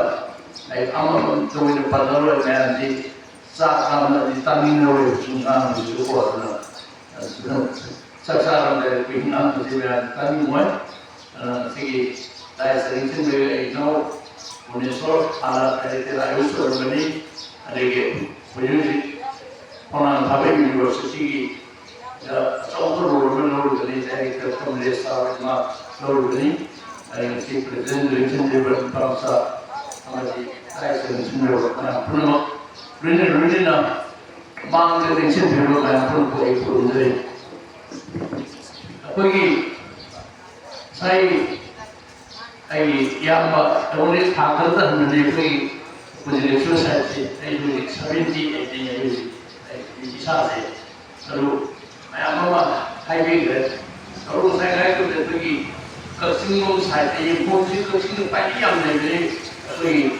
yang bisa diulang jadi yang posisi yang lebih lagi ke sini kalau ke sini yang posisi kayak mungkin dari pergi promoter hanya terus pergi kayak itu dan terus pergi pona pergi lagi hantar kita terus paling thona pro paling thang heba di women do ago lebak si pudre le me women do si nasi ora ani kain machine sing bagi smart ke more si bar de bina kar koi thok to si apoi sagai de to to anu order chahiye mali mama lai thangani ya si ko ek quarter la mana chawar no man I ko to si kian mulai hari kalau bukan itu terjadi kalau baru langsung terjadi hari kemudian kalau terkemudian advertisement macam ni hari promote macam ni betul saya ini rumah hari rumah ni mungkin rumah ni dari tu iyo pasal pasal berkerap berkerap ini tahu dia boleh tanda rumah ni research rumah ni tu ni mana tahu fine fine kali saya nak pun dah hari ini kita kalau sih kau waktu mereka berpulang sih kasih mana sehingga power measure power pilih masih kapten ni pulang ini kapten ni masih tam urut ni berperdis ke ini kasih mana sehingga sih tapi sih mana sehingga lansar ahan nak ni terus kasih ni paling dah lepas Gurkha regiment British की ऐसी side Singh ले इसलिए कभी नहीं किसी इंसान को जिन तो मजा नहीं अरे नज़ारे खंबो खड़ा मानो सिंगा कोई गेम प्ले खंबो के नज़ारे तो ना 20 थार्ड कोई वहाँ मेरा वो पहला सी कब फरगा ꯎꯗ ꯉꯥꯗꯅ ꯂꯩ ꯍꯥꯏꯕ ꯃꯇꯝꯗꯨꯗ ꯑꯗ ꯕ꯭ꯔꯤꯇꯤꯁꯅ ꯂꯣꯟꯅ ꯈꯪꯗꯣꯛꯈ꯭ꯔꯕꯅꯤꯅ ꯀꯣꯏꯁꯤꯜꯂꯒ ꯀꯥꯞꯈ꯭ꯔꯒ ꯑꯩꯈꯣꯏ ꯃꯤ ꯃꯌꯥꯝ ꯑꯃ ꯁꯤꯕꯅꯦꯕ ꯕꯣꯀꯦꯕꯦꯔꯥ ꯄ꯭ꯔꯣꯂꯥꯁ ꯑꯗꯨꯗꯒꯤ ꯍꯟꯈ꯭ꯔꯦ ꯑꯥꯔꯀꯥꯏꯞꯁꯤꯁꯨ ꯃꯅꯤꯄꯨꯔꯒꯤ ꯏꯍꯥꯟ ꯍꯥꯟꯕ 1 year diploma पायलगा फुल आर्टिफिस को मुझे कोई विशेष नहीं मुझे लेकिन हम जुलाई महीना लेकिन मां डायरेक्टर कल्चर जो है मसाल की स्टोरी नहीं है ब्रिटिश तभी लंदन में कोई सरका अरे रिपोर्ट में ट्रांसफर तो मुझे मान मैक्सिमम एक्चुअली मतलब कोई मरुक महीना साहब हारी एमपी से माजो योगनी मागम अरे मैं बिंग से सर का कोई सरका रिपोर्ट से British Library की अकादमी ट्रांसफर होती माना कई अंकों तोड़े पुंबली अलगे हंजर का पुंबली जो पुंग साला British की लालमीसी पुंग साला पुंगना का कोई पुंगों सुने चलिए पुंबली जो है बातों की मनी जुला तेगों न पार ले अंदर ने वह कोई की केंद्रीय इवन इसका बेसिक होगा अखोई वाइब्रेंट डायरेक्टर ने इसका विस्तार तो होगा अखोई मैं हम शिवगी स्वरूप होगा सी लुई थिंडर अब कुंजों में चिंता थिंडर ने दिया तो जिस शिवगे वो अद्वैत उन बोलने स्वरूप होगा दी मफुन ने शिव मफुन ने बदली सोके मुझुका तेगों ने पाजे असीला तोफो में शिव मसक मम्मी खंडर को मैं आऊँगी स्वरूप होगी अखोई थिंडर ना Sometimes pong kerja lesu, wajah tu umil lesu, asyik berdantam ji, bujipi tengok nampak sini na, apa 25 April dah, apa function di tahu apa berapa. British kota apa ni cekaron bahasa pong kerja hari lan terkai dengan kerang hidro, lan hasil rumah tu dah thali mulai tu ni sini ni ni hai. Min British ni telegram thawe lagi. Pada lagi khongsan lagi, lagi wakai meraba tu lagi, lagi khongjong ke lan, gojong ke khongjong nada, macam lagi macam lagi si British ni telegram thawe tarik dulu lagi. Mungkin WhatsApp ni juga order lagi, mungkin everything recorded lagi. Ada 25 years masih ada constitution of Shanghai ni, macam ni lagi. And must be showing whether they put the 25 and to super Abraham Kali report to except I have which was a little 3 months later. How homeland recently reported about me telegram having and reward the ruin the British Library they were archives later and 25 years. Pona Polo is 26 Lirunda. When the room harap jadi koi puru ini pona je 26 lah. Aru tak 23 sih ni kaya ni kerana kita tamu. Ini jadi apa nak koi ipai pun bagi thagat pai tu nak ni yes thagat tu ni pai pun sih. Henjar tu sumi ni ya ruai be henjar tu sum. British tu kapsul tu dah. Apa yang anda tu kapsul dah. Adi maya ni ya sih ni. Pona की massage खंगे जमीन है जो ला मागी promotion people की चीज़ बिला है माँ हापरू पोपा माँ हापरू लगी खा अडो लगी बेजरी माँ तोड़ पोला पुण्य तरफ का न दी कोई लोग आराम से पोलो ही नहीं अरे कोई मसी यहाँ पर कोई नसाई थेंगर मिसी गुरिल्ला वारफेयर टाइप का कोई तिलाई ना कोई नर्सिंग मुस्लिम ना तिलाई रिपोर्ट ठुकाई बगी सी si कोई गुरिल्ला वारफेयर दा अरमान तो का ये कोई लोग पढ़ने से या ना कोई चल रहे तेनों पर ने जो खरवाले ने सियां ने कर पाप ने जो अरे ब्रिटिश की अगर का पावलो का मतलब जो कोई सी सीआईडी के तो कहने कोई जो एजेंडा था में पावलो का लुम्बो के सोशल का लाभ ने 3 कपड़े जो था है ने दूसरे orang ini wane menteri negara je kalau popular kan kan ini tar lagi highway semua highway wane numai kan ada kilometer luar gitu itu berjawa dalam mini kau tu ini aduh wujudnya saya cumlakan lembaga direct nasional fight kau jadi ꯊꯥꯡꯒꯤ ꯍꯤꯔꯣꯁꯤ ꯑꯩꯈꯣꯏ ꯂꯩꯌꯦꯕ ꯑꯩꯈꯣꯏ ꯅꯣꯡꯃꯩ ꯂꯩꯖꯔꯛꯄꯣꯠꯇꯦ ꯅꯣꯡꯃꯩꯁꯤ ꯃꯣꯏꯗꯒꯤ ꯂꯧꯔꯝꯃꯤꯁꯤ ꯊꯤꯕꯣꯡꯃꯩ ꯀꯣꯏꯃ ꯕ꯭ꯔꯤꯇꯤꯁꯅ ꯄꯤꯊꯣꯛꯄꯁꯤ ꯅꯣꯡꯃꯩ ꯂꯩꯇꯗꯅ ꯅꯣꯡꯃꯩ 1,000 exchange ꯇꯧꯅꯔꯤꯕ ꯎꯗꯨꯝ ꯂꯩꯔꯤꯅꯤ ꯅꯣꯡꯃꯩꯗꯨ ꯄꯥꯝꯃꯟꯕꯒꯤ ꯑꯗꯨꯅ ꯑꯩꯈꯣꯏ ꯑꯗꯩ ꯈ꯭ꯋꯥꯏꯗꯒꯤ ꯇꯧꯕ ꯂꯥꯟꯕꯟꯁꯤ ꯉꯁꯥꯏ ꯄꯟꯕꯤꯕ ꯑꯊꯣꯛꯄꯒꯤ ꯂꯥꯟꯕꯟꯁꯤ ꯈ꯭ꯋꯥꯏꯗꯒꯤ ꯆꯥꯎꯕ ꯂꯥꯟꯕꯟꯅꯦ ꯍꯥꯏꯗꯤ ꯂꯥꯟ ꯆꯤꯡꯕ ꯑꯊꯣꯛꯄꯒꯤ ꯂꯥꯟꯁꯤ ꯑꯗꯨ ꯃꯁꯤ ꯍꯤꯁꯇ꯭ꯔꯤꯁꯤ ꯑꯩꯈꯣꯏ ꯈꯔ ꯀꯔꯦꯛ ꯇꯧꯕ ꯇꯥꯏ ꯑꯆꯨꯝꯕ ꯈꯔ ꯀꯩꯅꯣ ꯇꯧꯕ ꯇꯥꯏ ꯑꯩꯈꯣꯏꯒꯤ ꯅꯠꯇꯅ ꯑꯩꯈꯣꯏꯒꯤ ꯍꯥꯏꯗꯤ ꯁꯨꯝ ꯀꯥꯡꯕꯨ ꯑꯃꯅ ꯃꯥꯒꯤ ꯁꯥꯒꯩꯒꯤ ꯃꯔꯤꯒꯤ ꯃꯇꯥ ꯌꯦꯡꯉꯒ ꯁꯨꯝ ꯄ꯭ꯔꯣꯃꯣꯠ ꯇꯧꯕ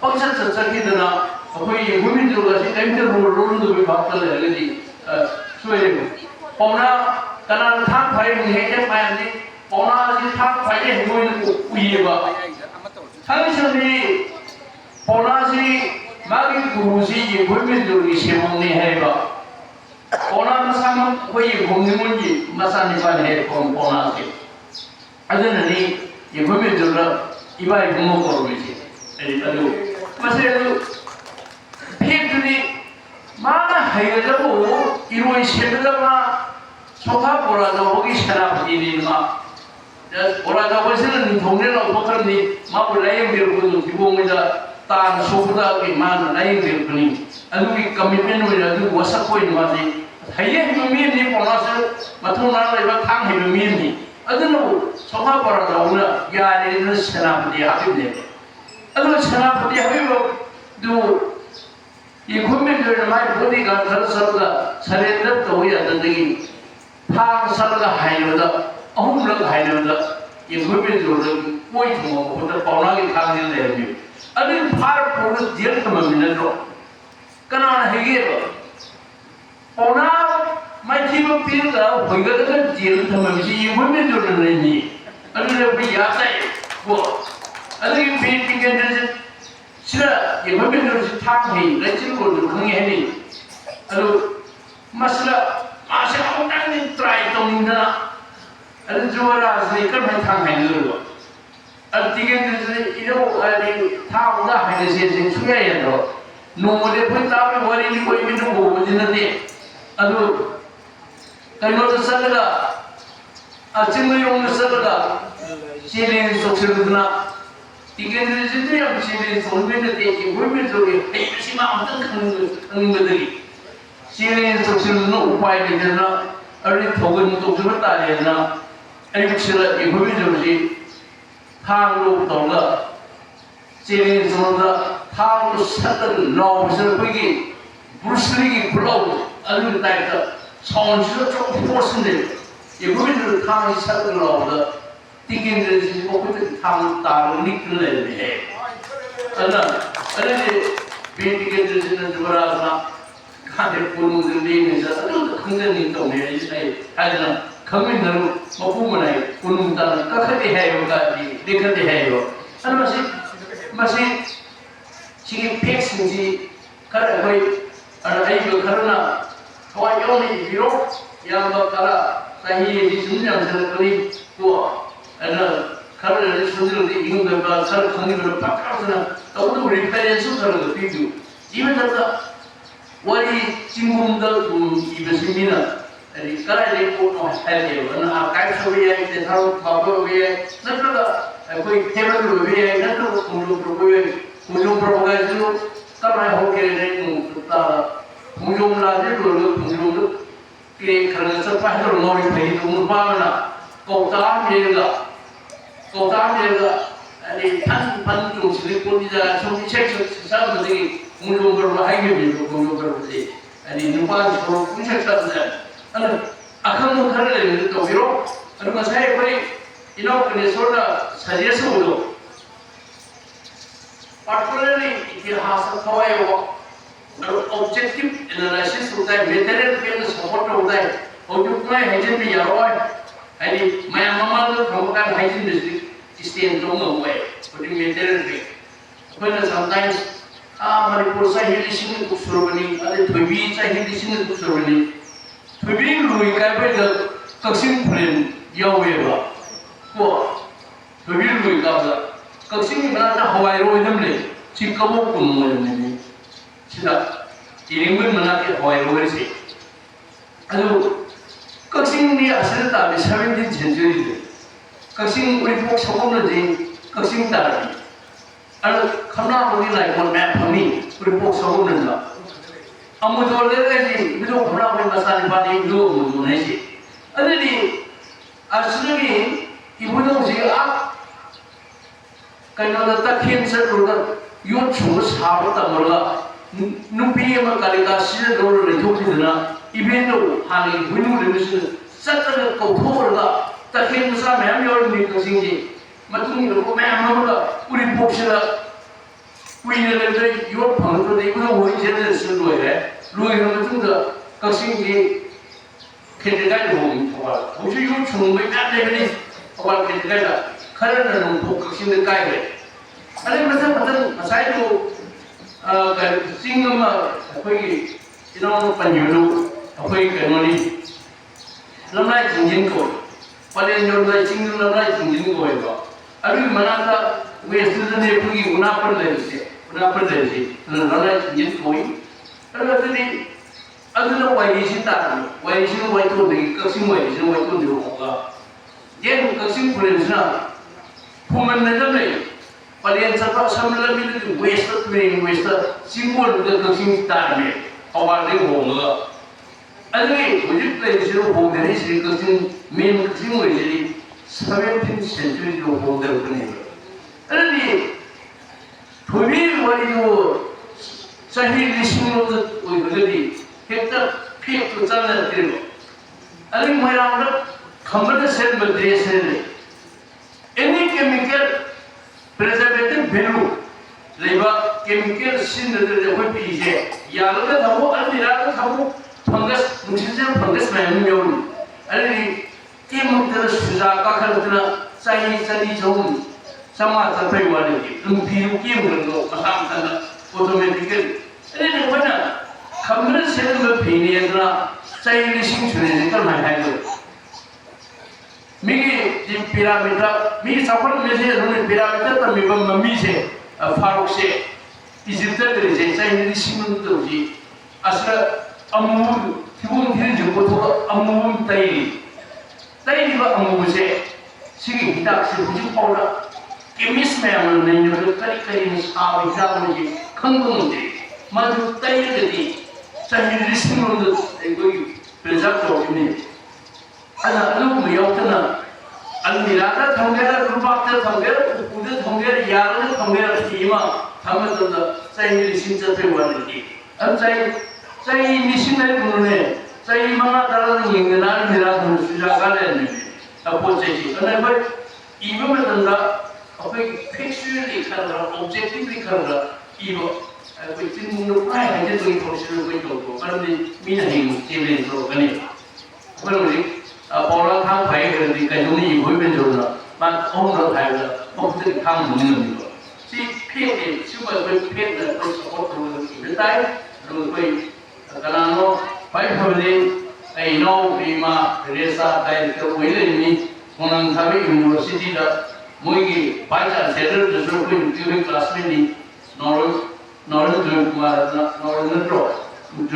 ini baca cedera aduh masuk sampai historia ini karena pasal Hawaii rumah siapa tu sih PhD tu rumah mungkin akan PhD tu masih ya sudah dari semua semua sewa. Aku memang kalau finance orang itu, aku juga panik. Aku nampak panik, label itu besar panik. Karena macam ni kita biaya beli sewa sih. Apa ini? Lain bagi fungsi tu na, bagi tandurma, ini bumi tu lagi. Lekai masa susu ini, lekai orang kan sila semua masalah sampai pada ada sila VIP kalau sejauh ni mesti macam malu asyik malu tahu mesti apa yang masih putus yang kenal bangsa ni apa mesti tu naik naik ni untuk yang tu kenal mesti tahu saya tu lepas ni email biaya menteri biaya sama saya historian harus apa ini mai tu biaya kalau macam ni fungsi kalau kali satu kali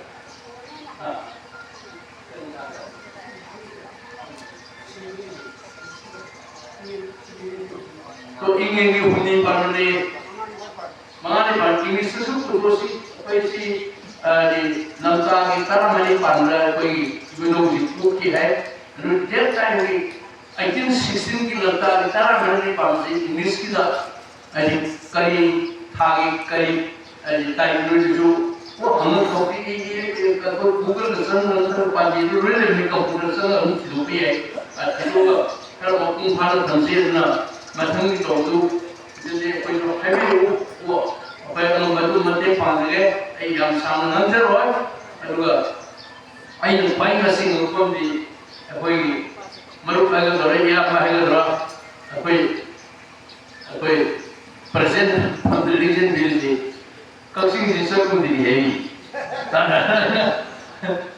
kasih sisa pun di ini ini kasih sini sampai suku mereka yang memang pokok perlu nanti kasih nanti 40,000 population impal lagi hendak train to hin sokar ko leba amne garden matal kesal ga yemu tan da kasing di akla gole alu numidang ni kasing ni impal ngan he kasing ni yuji ro paring tai alu paring phalle alu paring phung simai duin tha alu manipura kasing numidang ngan ba mapam sport leki kasing ngan ai compare to America ke Las Vegas में Las Vegas ये भी उधर पकड़े कोई पुल मजा नानी ओ कंदन ये America कामों करे हुए है ना अमुतन उधर भी उधर नहीं पहले ली मुझे होटल में मैं करा बस हम तो भी वो आई पानी गाड़ी दर आते जो हाथ ली भान भी वो आधे ने रिप्लेसमेंट का सुराग मनी अमुतन दी विजिट तो भी हो रही कसing langkai chapter hotel Germany bisal tau tu koi ning tau ni sai ba tau ni kasing langkai bisal da shopping mall ni kasing bazar man na ta ba kasing langkai chapter hotel Germany except in part no hai hotel Germany ni ta ana ai kendra ma da liye muga ai ne kai si 5,000 ai ne kai da 5,000 ni होता तब खाए वो बोले नहीं और नहीं अरे हम पचाने के वो हम खाना खाई सी और मिस मिसल वही बोला ले नहीं मुझे कहा कि पुण्याई का सी पुण्य में आई नहीं वो लगा nearly 6,000 bottles वो बोले कि नहीं और नहीं अरे वो तीन पाँच दिन में तो हम जिनका सिंह रोई नहीं था अब कोई का से अंगाम वाला पुच्चा भी बोलते वो इफाना अरे वो जितने कसing dukung betul tak dari paling bijak. Wah, okey. Sekarang kesapa ni?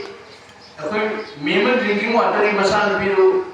Kasing meja dukung itu. Sekarang, wah, ha.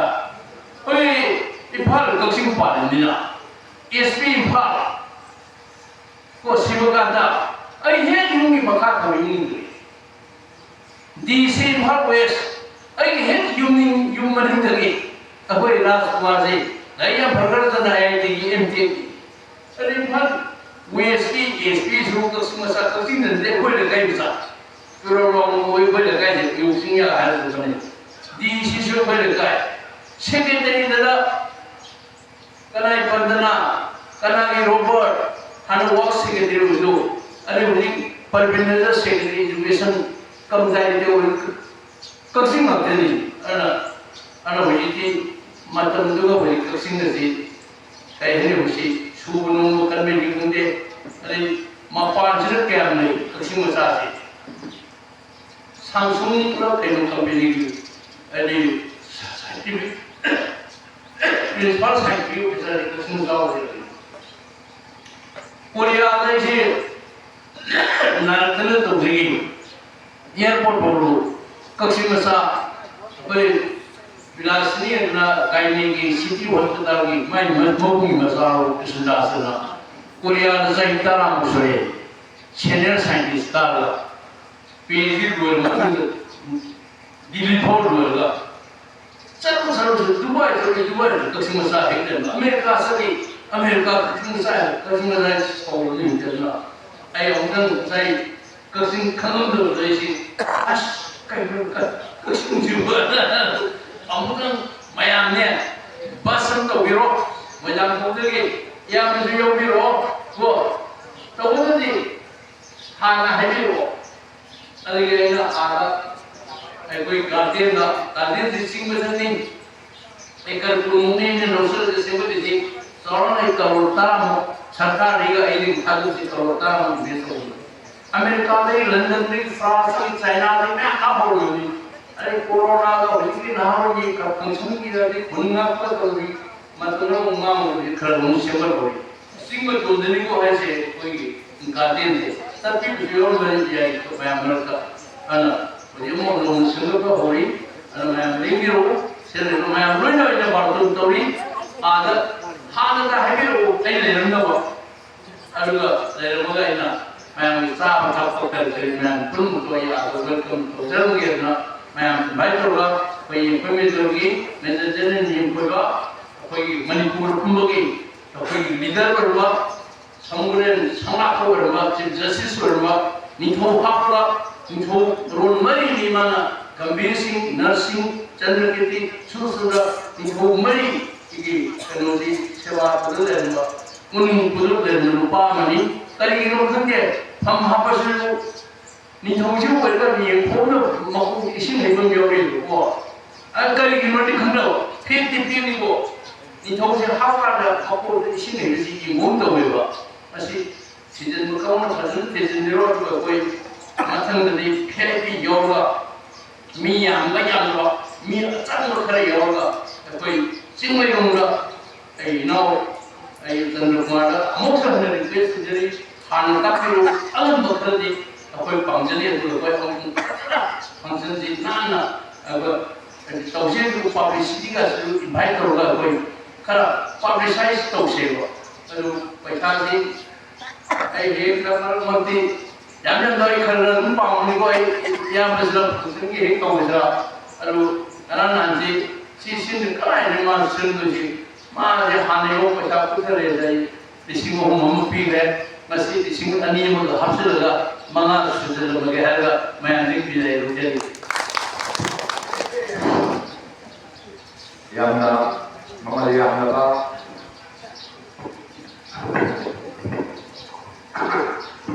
हो गया ए ना से का ना का ना इधर कंप्यूटर की वो बोले छी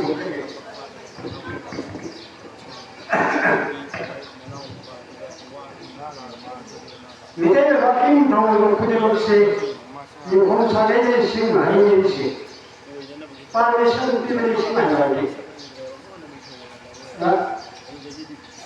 माने सिंह नहीं के लिए माने हो गई थी माने किसी भी नाम के बाद सिंह नौ जे ओ नौ मुक्ता तुम्हारा कोई नहीं सिंह नहीं मैं अभी की इच्छा ना होता अभी ना होती अभी के पागल मारा उतारा निमा तुम्हारे पागल को मेरे से हज़र करो हज़र मिशा उस तुम्हारी सिंह को उनका पैसा से करे हज़र इतना मत करो ये नामी अरे कभी हम तो हमारा सिंह ये कौन सिंह है इसे ये कौन हमने नवाज की हमने भूखों को किया ना लेकिन आज हमें जो मैं आम रहता Mungkin terus sekali lagi wama tangali. Masih mari kemana wama ni wajubi. Kalau beliau wanita beliau kaya dulu, mungkin kita beliau dulu di sini lagi. Lain ni orang mungkin sini mana? Mungkin mungkin orang sini mana yang pakai ni. Mulai aku mula siapa? Mudai ko han ko to pura ko ne le ko to ko mu aro lo siaga ko ni mo na ko ne ko ni mo na aro lo siaga pin siaga na ko ne aso mai to ko lo suna tare la chubani bangru ne lai na ko ko ni lai na ko ni matam sida mapale ba tagi Islam dharma se lokal amma panani dharma aladu adamogi Quran shastra ni batungena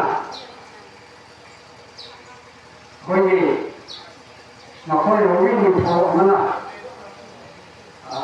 hangoi na hayo nipa mana laiwa lo mitausi ele no ke di jai yang no mari di tahu ya ada niwa lagi Hawaii na ada bagi musina orang satu dia juga Hawaii na pang itu kuat tu pang itu mari laiwa ada ni na laiwa mana kau laiwa ni na yang ni na kau Ona laiwa laiwa semua kaya kau laiwa kaya itu na laiwa ni orang besar ni pak orang tu ya. Mungkin siapa pun yang